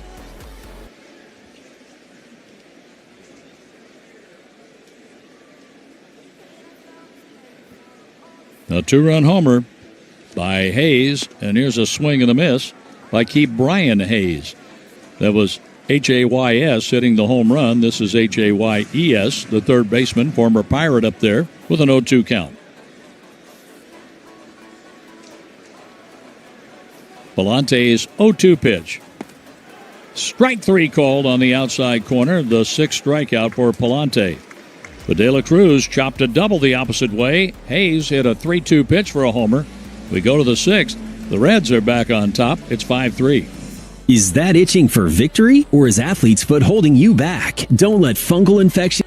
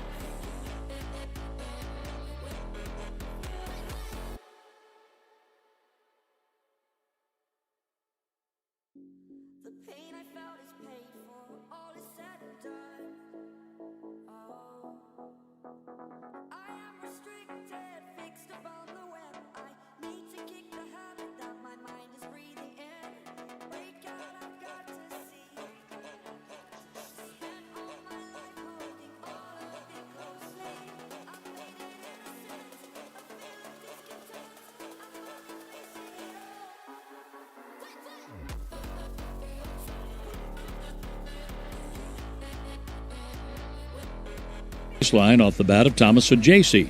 Sigue has an RBI hit and a ground out, facing Brady Singer, whose next pitch will be number 90 today. And the Reds have activity in their bullpen backing him up. The Cardinals have action in their pen. Now, high breaking ball, a sweeper for a ball, 1 strike on the Cardinal shortstop. But Prieto playing second base today. The pitch, a fastball outside. I think what we might see with both of our starting pitchers today is them starting the sixth inning, but being backed up, as you mentioned, and maybe not going through the whole inning. I think the Cardinals might do that with Palante, too. Here's a check swing, a slider outside. 3 balls and a strike on Sigue. With the Cardinals down by 2, they'd love a leadoff walk. The pitch by Singer, and there's a chopper toward third. The quick throw by Hayes just in time to get him. Singer gets the first out of the 6th inning. Enjoy Section Taco in the ballpark, Section 150 right behind home plate. Locally owned and known around St. Louis for their West Coast-style Mexican cuisine with 6 St. Louis locations. Check them out at SectionTaco.com. Cesar Prieto has struck out all 3 times he has batted in the big leagues. Left-handed batter from Cuba. He chops one foul. That goes over to the Reds dugout.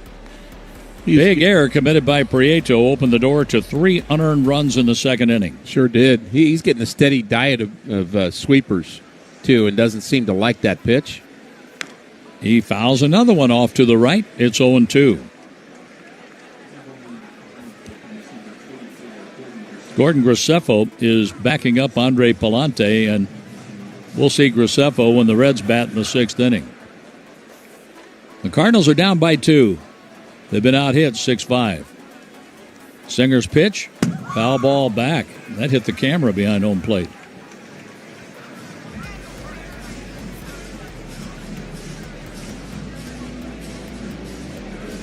Batter's timeout taken by Prieto. 95 pitches for Palante. That is enough. And you think about how many of them have been under stress, too. He's had a lot of traffic today.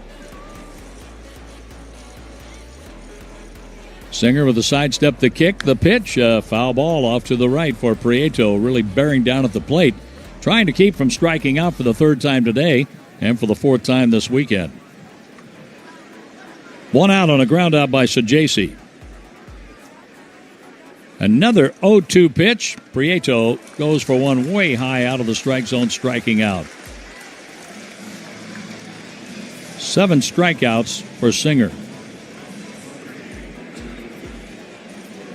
Singer has hit 2 batters. And he's given the Cardinals 3 runs and 5 hits. Pitch number 99 for him to Jordan Walker. Walker fouls that one off the webbing of Will Banfield, the catcher today for Cincinnati. Walker twice has struck out.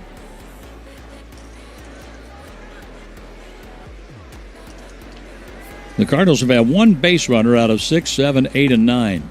There's strike called. Walker didn't like it. Just looking at that myself, that's the difference between his outing and Andre Palante's outing. 6, 7, 8, 9 have had 5 base runners on the Red side. But 6, 7, 8, and 9, 0 for 8 with a hit by pitch. 6 strikeouts in that group. The pitch in the dirt. Prieto has struck out 3 times, Walker twice, Crooks once. A ball and 2 strikes. Jordan Walker is trying to extend the inning to Jimmy Crooks.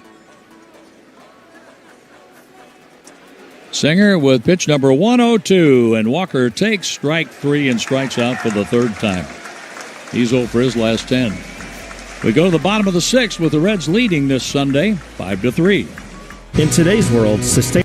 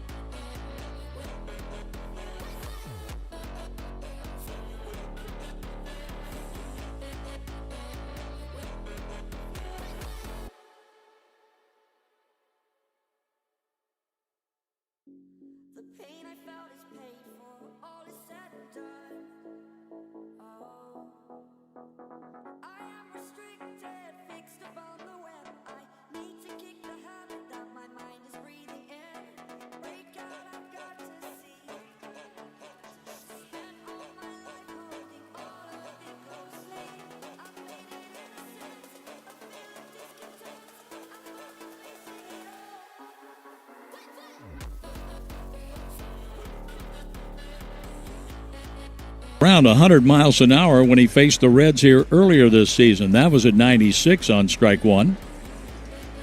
Rocking into the windup, the pitch. And that's fouled at the plate, 0-2.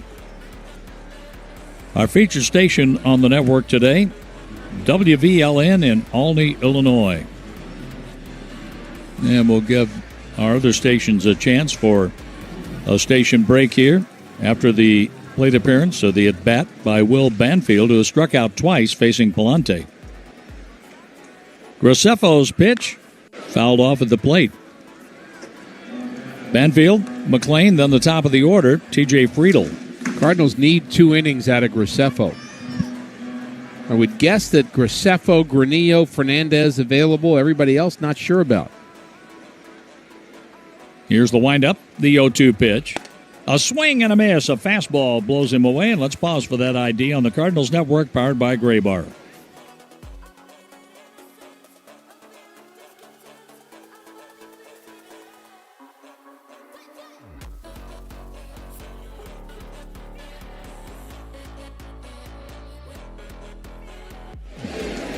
Are you planning a trip from Olney, Illinois to St. Louis? Or anywhere in Cardinals Nation? Remember, visit ExploreSt.Louis.com and make it a great trip. Here's strike one on Matt McLean. Andre Palante is looking up at this 5-3 score right now, while Brady Singer is the pitcher of record on the upside. Graceffo's pitch fouled off the end of the bat and skipping out of the way in the on-deck circle on the right side, Matt McLean.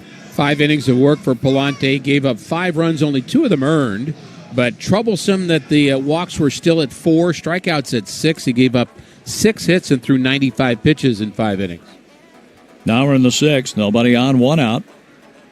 The pitch, ball outside. 1-2 on Matt McLean, who has walked twice. Yes, the error was very costly in the 2nd inning. But Palante added insult to injury by walking to that frame. Exactly. And gave up a 2-run hit to T.J. Friedel. Here's a ball chopped foul off to the right, but Graceffo just burying a sinker down and in. I saw the line on the Cardinals AAA game yesterday. Apparently, Quinn Matthews pitched well. He did give up 1 run. That was a home run by Lucan Baker, who is playing with the Dodgers in AAA. The pitch on the way, a swing and a miss on a slider in the dirt. And Crooks just tags McLean, who didn't run on the ball in the dirt. I would trade that call of a swing to for Austin Hayes' check swing right now in a heartbeat. That was last inning, and after that... A similar check swing. Similar check swing. It didn't go the Cardinals' way, and he followed with a big fly. That's the difference in the game. The Austin Hayes 2-run homer in the bottom of the 5th inning. T.J. Friedel drove in 2 runs with his second single that came in the 2nd inning. He looks at strike 1 over the inside corner. Gordon Graceffo moving his fastball around. That one caught the inside corner knee high. Batter's timeout taken by Friedel, who got the ring up in the 4th inning. So he's 2 out of 3 with a strikeout and 2 runs batted in today. In on the grass at third, Nolan Gorman, and there's a line drive hit to right field. That was off a 96-mile-an-hour fastball out over the plate. A 3-hit day for Friedel, who came into this game 0 for 7 in the series. And here's Noelvi Marte. He's 0 for 3.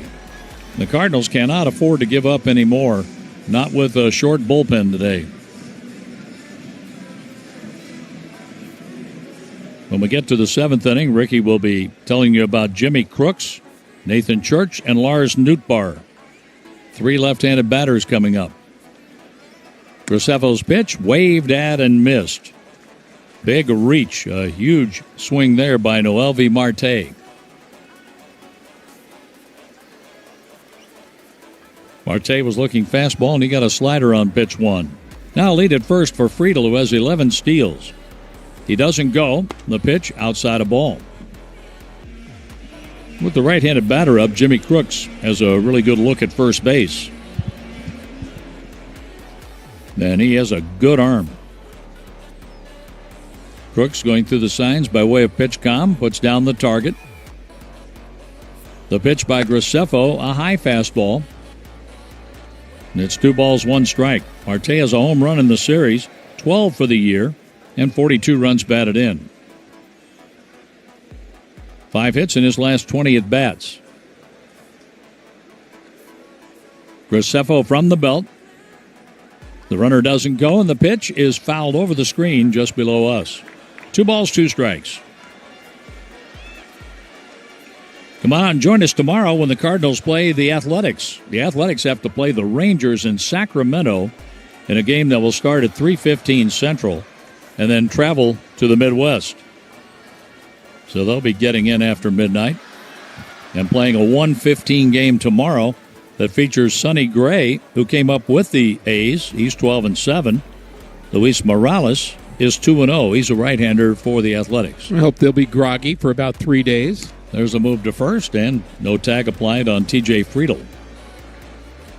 So it's the Athletics for a day game on Labor Day tomorrow, 1:15, and then 6:45 games on Tuesday and Wednesday. We have our Champions Club broadcast on Tuesday. The 2-2 pitch. Check swing on a slider in the dirt, no swing. Game I'm most interested in on the scoreboard, Miami, with Sandy Alcantara pitching today for the Marlins. They have a 1-0 lead, and they're only in the top of the second at the New York Mets. The scoreboard update presented to you by Medica. Gordon Graceffo struck out the first 2, gave up a hit to Friedl. Friedl will run on the 3-2 pitch for Marte, and that is outside. A walk after a single with 2 down. Here's Elly De La Cruz. And the young right-hander is asking for trouble. The 5th walk by Cardinal pitching today. 5 walks, 8 strikeouts. A lot of traffic for the Cincinnati Reds against Palante and now Graceffo, who struck out his first 2 batters. De La Cruz bats left-handed. The pitch. Little bit low, ball 1. Nolan Gorman is not so far over, playing like a shortstop, with a left-handed batter up and a runner at second base, and TJ Friedl. De La Cruz doubled and scored on the Hayes home run, Austin Hayes. De La Cruz takes high, ball 2, 2-0. Well, that is the dilemma with the shifts. JC's playing about as close to the second base bag as you can. They're trying to take away the pull side from Elly De La Cruz on the ground, but there's a lot of distance between Gorman and Sajaci right now. The pitch by Graceffo, swung on him, fouled out of play, off to the left, 2-1.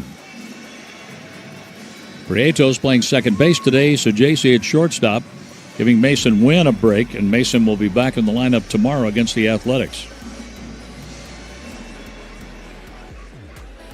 De La Cruz chopped a double just fair down the left field line and scored on the Austin Hayes home run. He has 2 on with 2 outs. Graceffo's pitch, low and in, 3-1. And the tension is mounting for Gordon Graceffo. He was sailing right along, getting 8 and 9 with strikeouts, giving up a base hit to Friedl in the leadoff spot, and Marte took a walk. De La Cruz is looking for a go pitch here on 3-1 with 2 on, 2 outs. The kick, the pitch, and that's hit in the air to left field. Hit well. Nootbaar moving back, and he makes the catch, running into the wall. A long out for number 3 off the bat of De La Cruz, and Ricky will have the 7th with the Reds leading 5-3. Take a hack at guessing which base.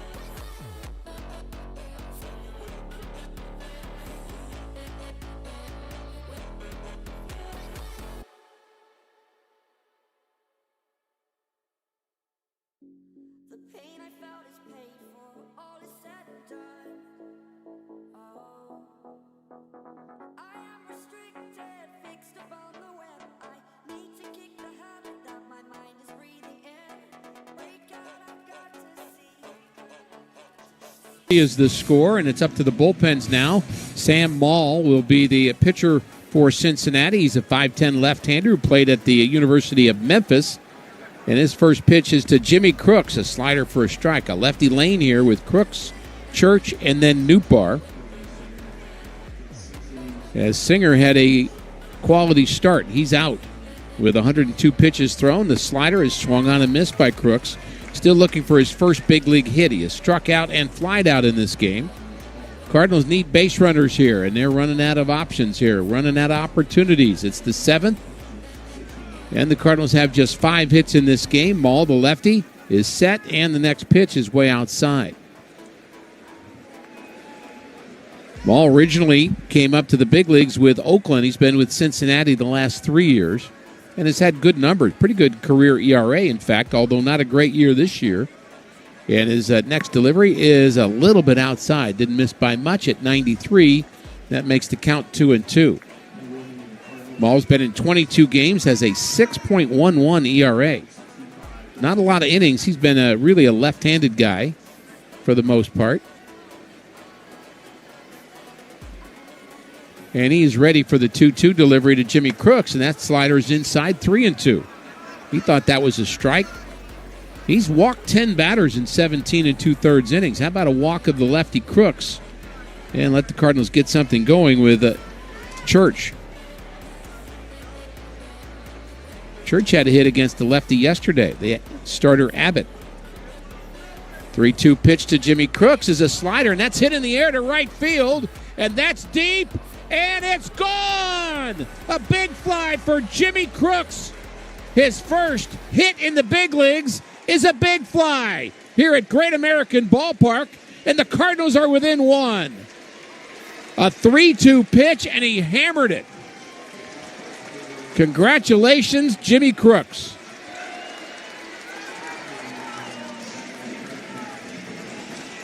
I hope somebody can get that baseball.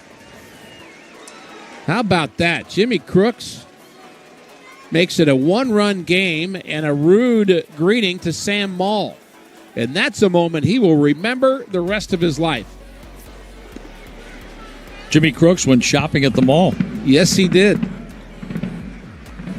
I'm hearing some fireworks. It must be the Crooks family setting those off. There's a ground ball to the right side. That's handled by Lux, the second baseman, and he throws out the hustling Church for out number 1. Well, that was a nice moment, and you think about not only Jimmy Crooks getting that moment, but everybody he played with at Oklahoma, summer league ball, high school, neighbors, high school math teacher, family, anybody from his hometown. I mean, that's a celebration for a lot of people, and that was a long home run, too. Outstanding. Way to go. There's a strike to Nootbaar. And you'd have to think this may be the last batter for Maul as the right-handers are coming up next with Herrera due up next. Maul didn't get his first batter. He got Church. Now it's Nootbaar. And there's a slider inside for a ball. Missouri Botanical Garden hosting its annual Japanese Festival August 30th through September 1st. Get a taste of Japanese culture in one of the largest Japanese gardens in North America. Visit ExploreSt.Louis.com to learn more. Here comes the 1-1 pitch from the lefty Maul, and that's called a strike. I thought that was high. So did Nootbaar. So the swing pitch goes Cincinnati's way. 5-4 is our score now as we play in the 7th inning. The game just did a tighten-up thanks to Jimmy Crooks. First big league hit, first big league homer. Next delivery to Nootbaar is inside, and that slider got away from Maul, and he's a little iffy on that breaking ball. Sometimes good, sometimes bad. Nick Martinez, right-hander, is getting loose for Cincinnati. Looks like he'll have Herrera. 2-2 pitch coming up to Nootbaar, and here it comes. It's swung on a miss, and he strikes out Nootbaar for out number 2. And before Herrera bats, let's pause for Station ID on the Cardinals Radio Network, powered by Gray Bar.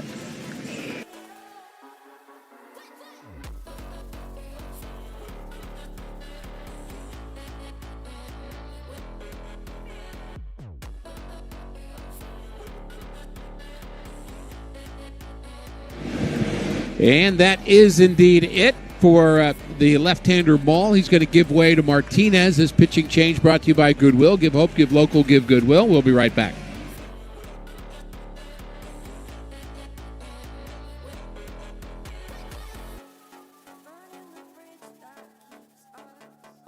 Let's see if we can figure out the following baseball.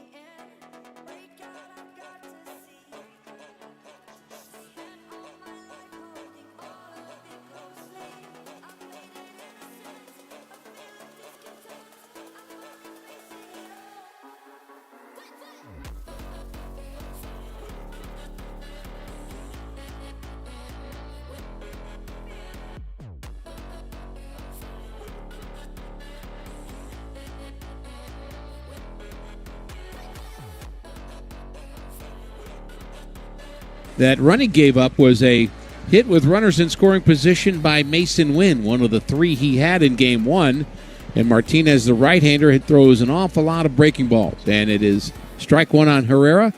And here comes the next delivery, and that's a overcooked breaking ball that hit, well, that barely made the dirt, in fact. That was a 57-footer, I would say.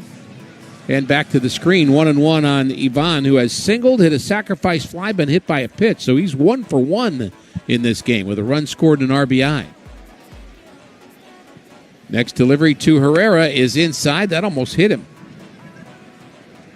Almost got hit by a pitch again.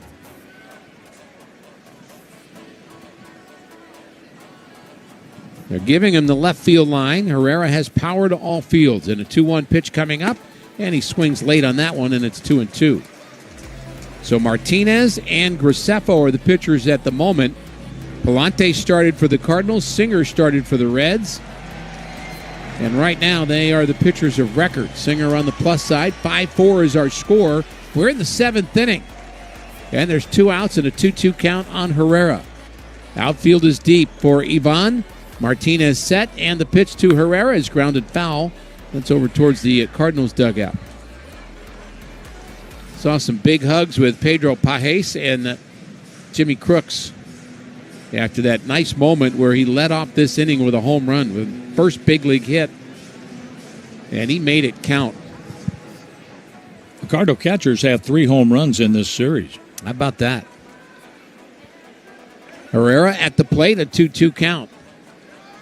And that pitch is hit in the air. He just got underneath it to right field, and Martinez may have gotten away with that as Herrera flies out to right. And we are off to the 7th inning stretch. It's presented by Spectrum. Stay in the game with Spectrum Internet. Visit Spectrum.com. Game just got closer. It's Cincinnati 5, St. Louis 4. It doesn't matter if you're running drills at the park.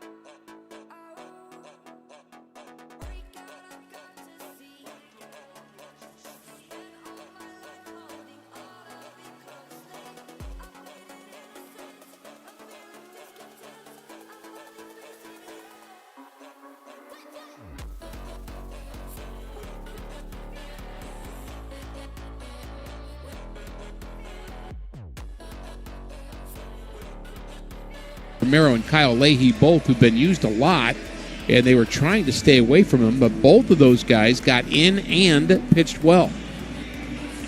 And so the Cardinals were able to win the second game, win the series, but now they're trying to do more than that, sweep the series and overtake the Reds. But they trail by a run as we begin here in the bottom of the seventh inning with Austin Hayes, the left fielder, who is the difference in the game right now. He homered in the fifth inning off of Palante. First pitch he sees is inside. That backed him off the plate. Well, he got the feet moving. Sometimes you got to do that as a pitcher. Graceffo walked the batter, gave up a hit last inning, struck out 2. The wind and the pitch to Hayes. That's hit into the right center field gap. That's going to get down, and it's going to go to the wall. Church runs it down, gets to it quickly. His throw is into second base. A leadoff double for Hayes, his second extra base hit in this game, and the Reds now threatening to get that run right back. Oh, boy. Bad start to the inning for Gordon Graceffo. We'll see if he can handle Gavin Lux here with nobody out.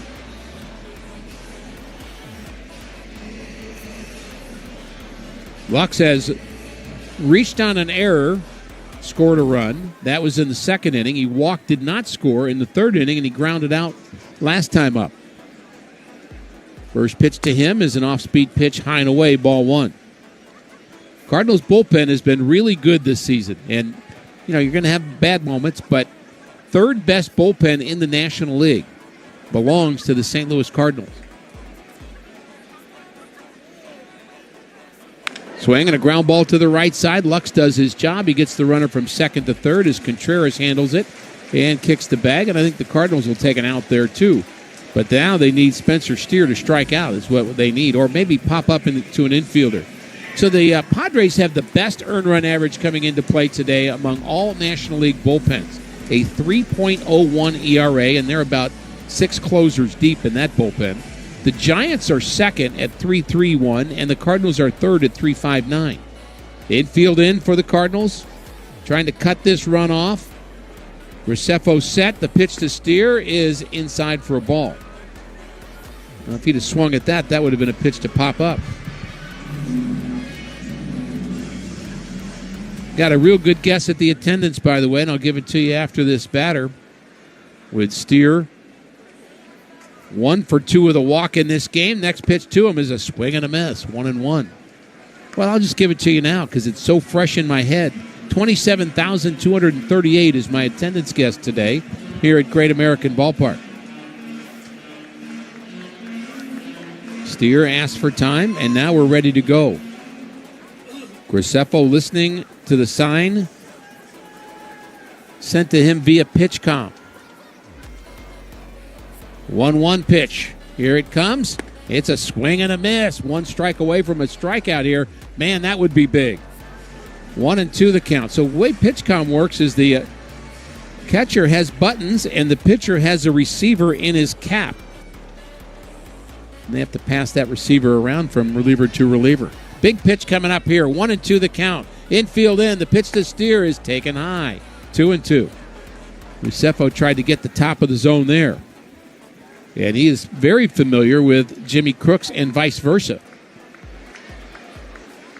Well, they spent time together in AAA this year. 5-4 Reds. Runner at third base. And here comes the pitch. Breaking pitch is bounced foul. Just got a piece of that. Steer has had some good moments against the Cardinals. And he does strike out a fair amount, 111 punch-outs on the season.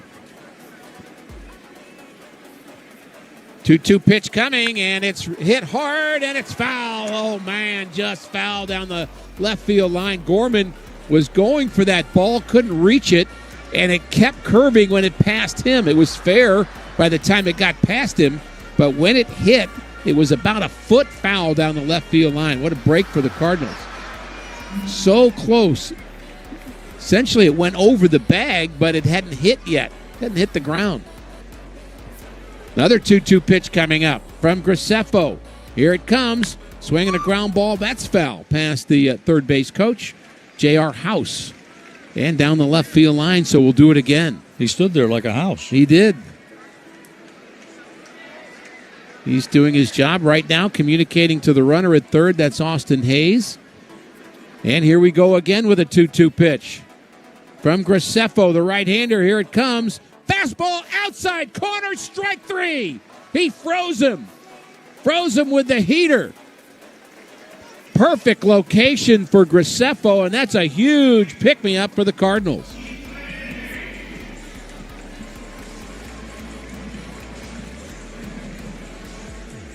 So 2 outs and a runner at third. And Brian Hayes. Bats with 2 outs, and the pitch to him is fouled off to the right, and John is sitting there trying to figure out. You know it. I know you. John, we've been together a long time. You're trying to figure out how you can be frozen by a heater. By a heater. Well, that's what just happened right there. He was frozen. That's some baseball speak right there. It sure is. Well, that's what we speak up here. At least I do. You speak English. I speak baseball lingo. 1-1 the count. I can tell by your reaction you like that. So it's Brian Hayes 1 for 3, and Graceffo needs one more out here in the bottom of the 7th inning. The pitch to Hayes is in the dirt, and it almost got through the wickets as Jimmy Crooks was able to just get a piece of that ball with his glove and keep it from going back to the screen. That would have been disheartening. Man, he's good blocking pitches in the dirt. That he is. Crowd being told to make some noise. They don't mean us, by the way. 2 balls, 1 strike, 2 outs. Hayes at the plate. And here comes the pitch. That's hit up the middle. Base hit. Oh, my goodness. So close to finishing off the inning, but he left a slider in the middle of the plate.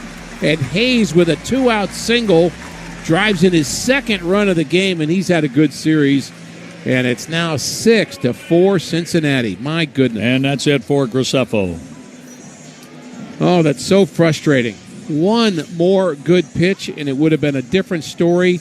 But Ali Marmol is out to go to his bullpen one more time. And this pitching change is brought to you by Missouri Farmers Care, feeding Cardinal fans across the nation. We'll be right back.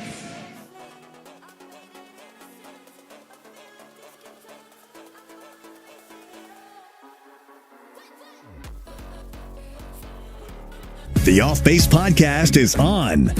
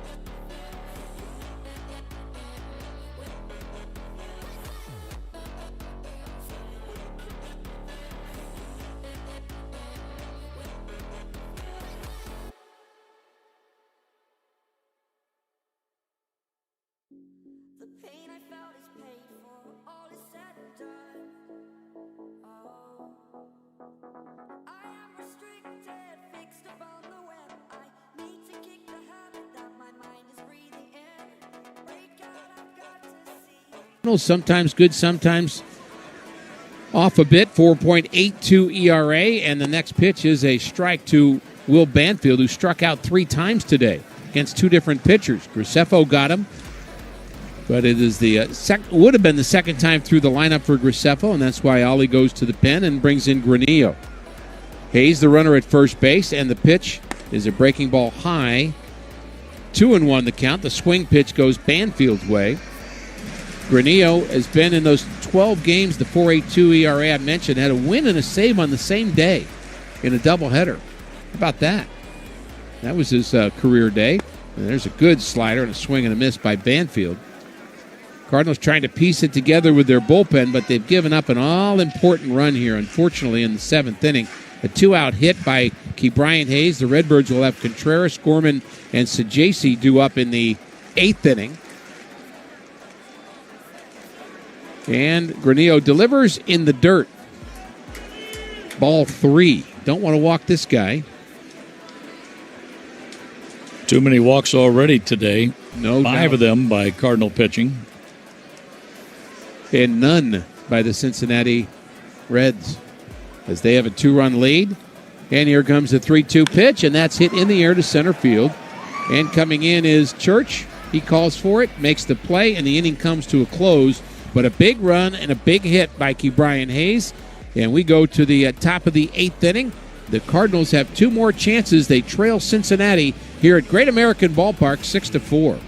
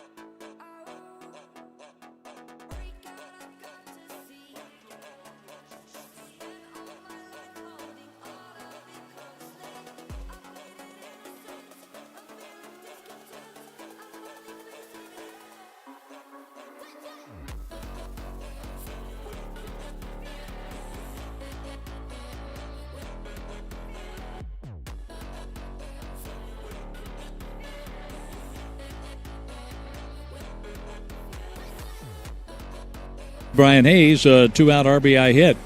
Tony Santillan deals strike 1 to the Cardinal leadoff batter Wilson Contreras in the 8th inning. Santillan working from the high set position with nobody on. Fastball inside. 95 miles an hour from the Cincinnati right-hander. Santillan gave up 2 unearned runs working the 10th inning. And he was the losing pitcher on Friday. Contreras looks at a strike on the inside corner, 1-2. Boy, has he had a good year, though, for them. And has he been in 66 games already, 2.66 ERA. He is 1-5, but has 4 saves for them as well. The numbers are pretty good for him. The left field corner completely unguarded for Wilson Contreras. The windup, the kick, the pitch. Slider outside. 2 balls, 2 strikes. Those Gateway Arch views are spectacular. You need to see for yourself. Order your tickets in advance for the tram ride to the top at gatewayarch.com.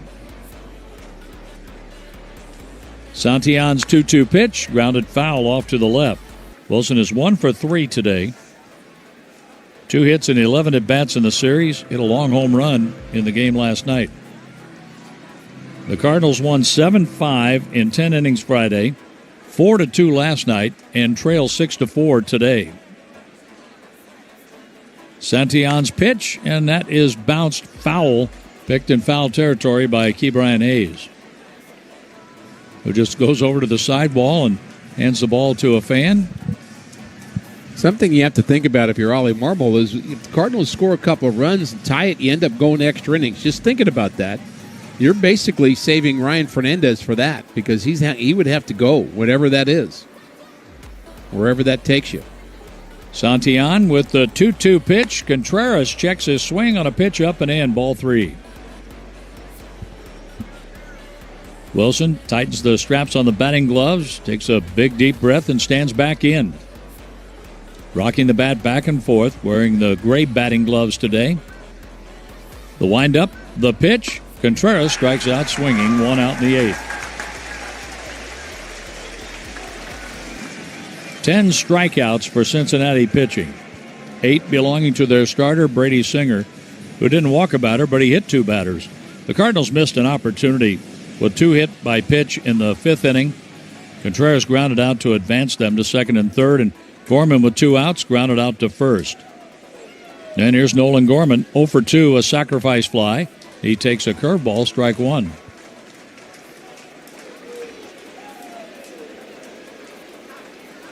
They're playing Gorman to pull on the infield. Hayes plays like a shortstop, giving up the third base line. Gorman takes way outside. Back-to-back breaking pitches and a 1-1 count. Gorman with 1 hit in 9 at-bats in the series. He checks his swing, takes outside. 2-1 on the Cardinal third baseman with Thomas Ajacey waiting on deck. His average has been good this year, close and late, and it's close and it's late. With the Cardinals trailing 6-4.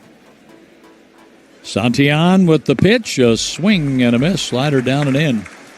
2-2. Gorman takes the batter's timeout.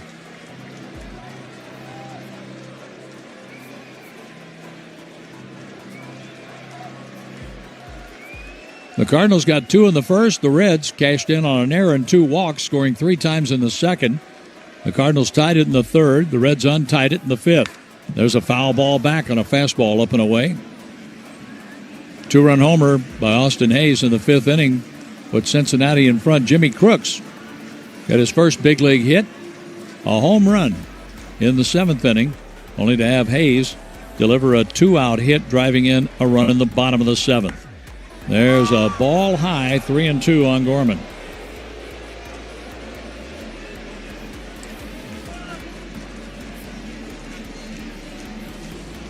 Nolan Gorman rocking the bat back and forth, shortens up on the bat about an inch. Santillan with the sidestep, the kick, the pitch. Gorman strikes out swinging. Strikeout city today. Sure is. You mentioned that the Cardinals catchers have had 3 home runs in this series. Well, the 5 home runs they've hit have been hit by guys who have caught for the Cardinals. Herrera has a homer, and Contreras a homer in this series. Thomas Ajacey, an RBI hit in the first inning. Since then, a pair of groundouts. Santillan didn't like the grip, the feel of the baseball, so he tosses that out, gets a new ball.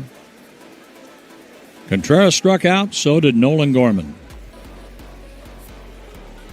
Thomas Ajacey leaning out over the plate. The right-handed batter takes a knee-high strike.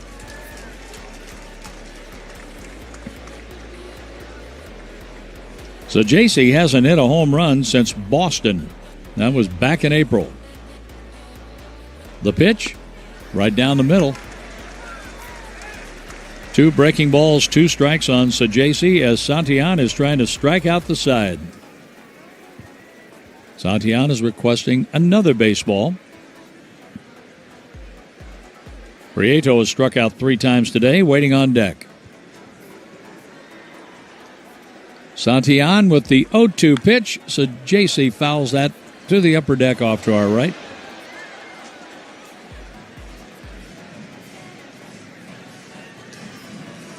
The Cardinals were looking for the sweep here, looking to get back to 500 and have a 500 month of August. But they're down by 2. The pitch. Swing and a miss. Santillan strikes out. So JC, he strikes out the side. The Reds come up in the 8th, leading 6-4.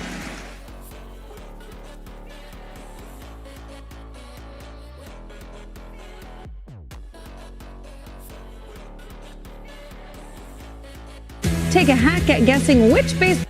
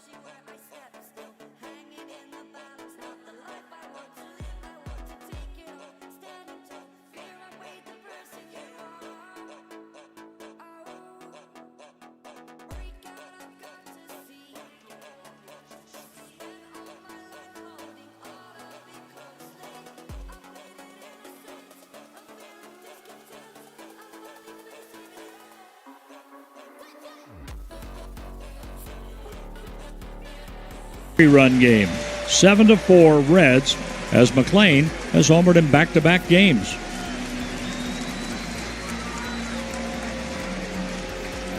Well, the Reds have had the losing streak that we've talked about, but they sure don't act like a team that wants to add to that losing streak, as they have found ways to keep adding on runs, and they've done it with home runs. They've done it with getting on base via the walk. They've done it with 2-out hits, and now they have a much bigger lead and a tougher hill to climb for the Cardinals in the 9th. With Pagan getting ready in their bullpen, here's strike 1 to T.J. Friedl. Friedl is 3 out of 4.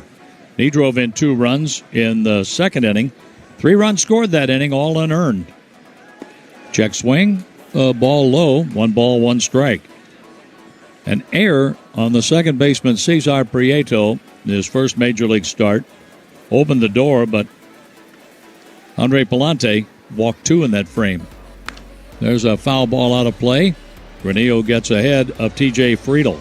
We'll see Prieto, Walker, and Crooks in the top of the 9th inning.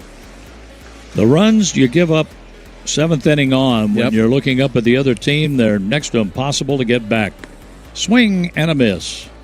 Strike 3 on Friedl. 1 out. And here is Noelvi Marte, who's 0 for 3 with a walk. Stream every out-of-market game live or on demand. Plus, stream MLB Network 24/7. Blackout, other restrictions apply. Visit MLB.tv for all the information. 7-4 Reds. There's a slider for a strike. A knee-bending pitch to Noelvi Marte.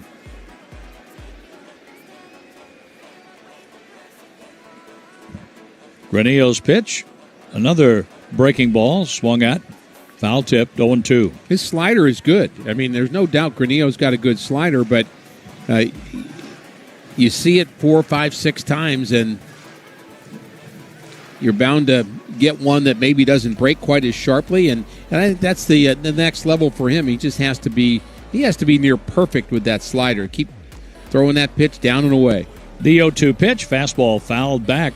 The fastball is good enough. That was 97. So the velocity's there. He's a big dude, isn't he? You say hello, big guy, to Granillo. You're right, at 6'4", 250. He's 25 years old. Now the pitch.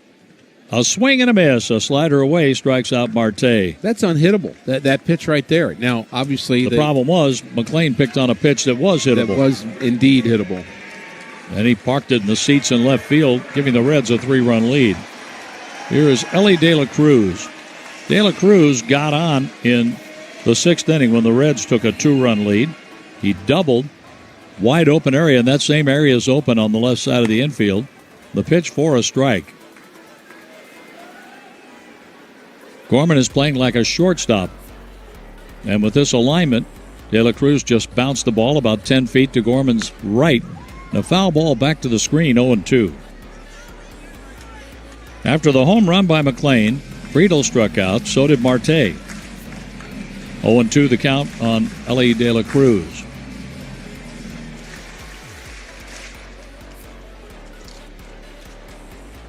Granillo with the sidestep. The pitch in the dirt. 1 ball, 2 strikes.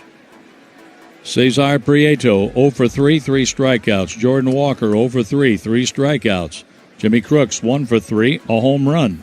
They're coming up in the 9th inning. The pitch, and that's popped up.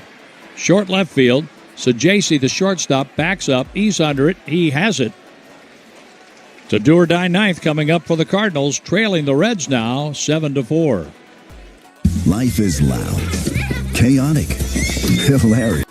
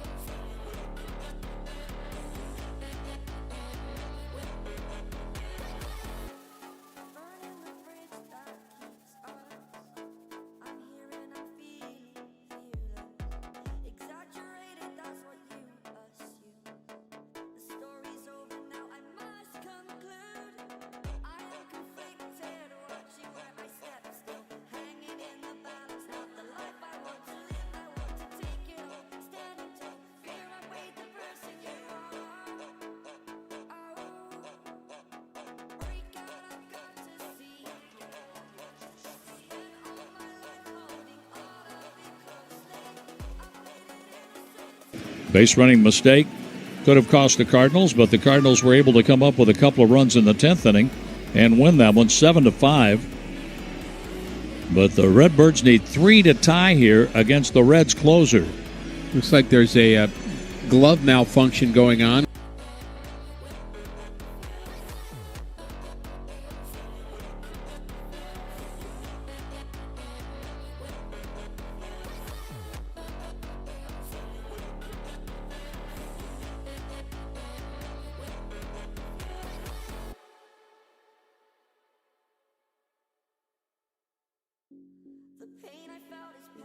Pitch swung on and hit foul off the screen over by the camera well on the first base side. Give him a finish. 25 saves in 30 save opportunities.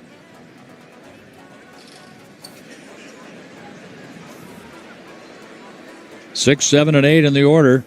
Prieto wraps that one up the first base line, and that's fielded by Steer, and he can't get the ball out of the glove. There's the first major league hit for Cesar Prieto. He didn't hit it very hard. He didn't hit it very far, but he hit it in the right spot. He sure did. As we welcome you back to the Cordell and Cordell broadcast booth, the Cardinals have a runner leading off the ninth inning and keep the line moving. Now, Jordan Walker had a really good swing against Pagan in the ninth inning on Friday, sending the ball to the wall in right center field. And Jimmy Crooks has a home run today waiting on deck. The Cardinals trail 7-4. They've been out hit 10-7. Prieto leads at first base. Pagan from the stretch. The pitch for Jordan Walker, a swing and a foul ball back to the screen. Well, the way you give him a finish is you get the tying run on base. You give yourself a chance where one swing of the bat and you can tie it.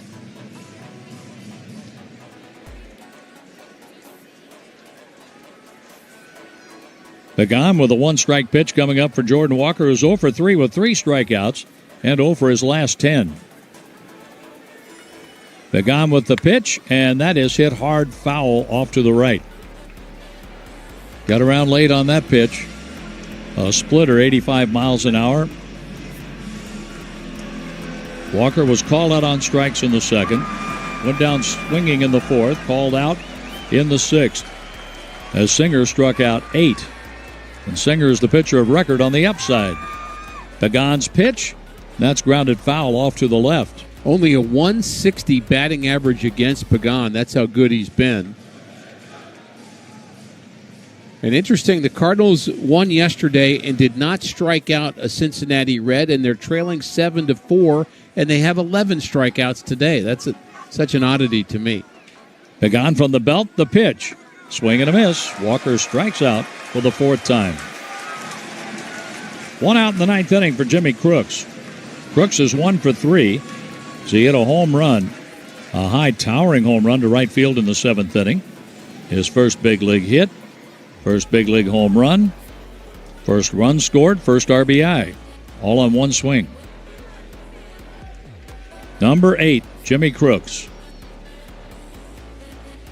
Pagan takes a look to first base, the pitch. Crooks takes a strike. 96-mile-an-hour fastball. Well, the Cardinals lost the first game in the season series to Cincinnati. Since then, the Cardinals have won 2, lost 1, won 2, lost 1. They've had that trend going. The Cardinals won the first 2 games in this series, but trailed today in the ninth. Crooks looks at a slider low.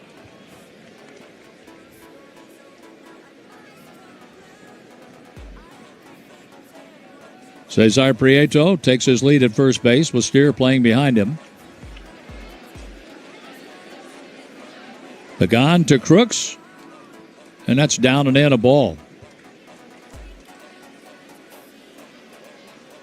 Pagan tugs on the bill of the cap, steps up to the first base side of the rubber, standing tall, listening for the sign, and now from the belt. The pitch to Crooks, a foul ball straight back.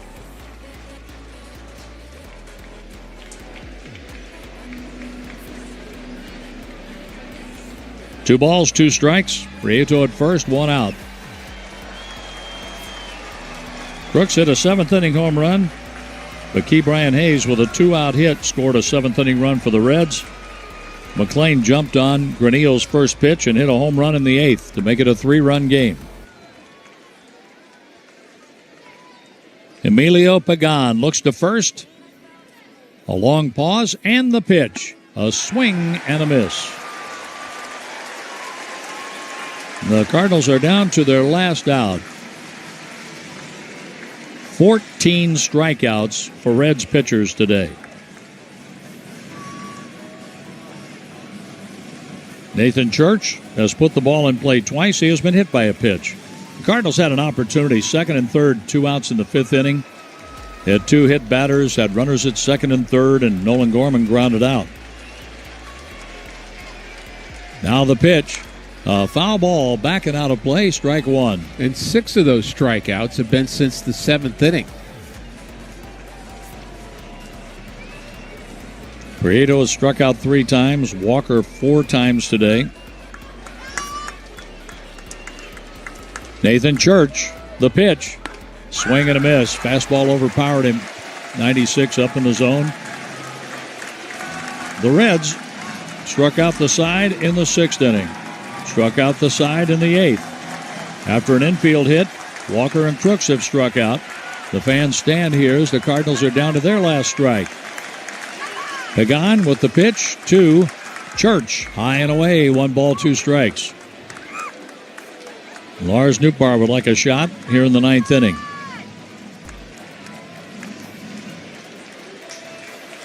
One and 2 with 2 down. Nathan Church with 1 hit. That was a 2 RBI hit last night in this series.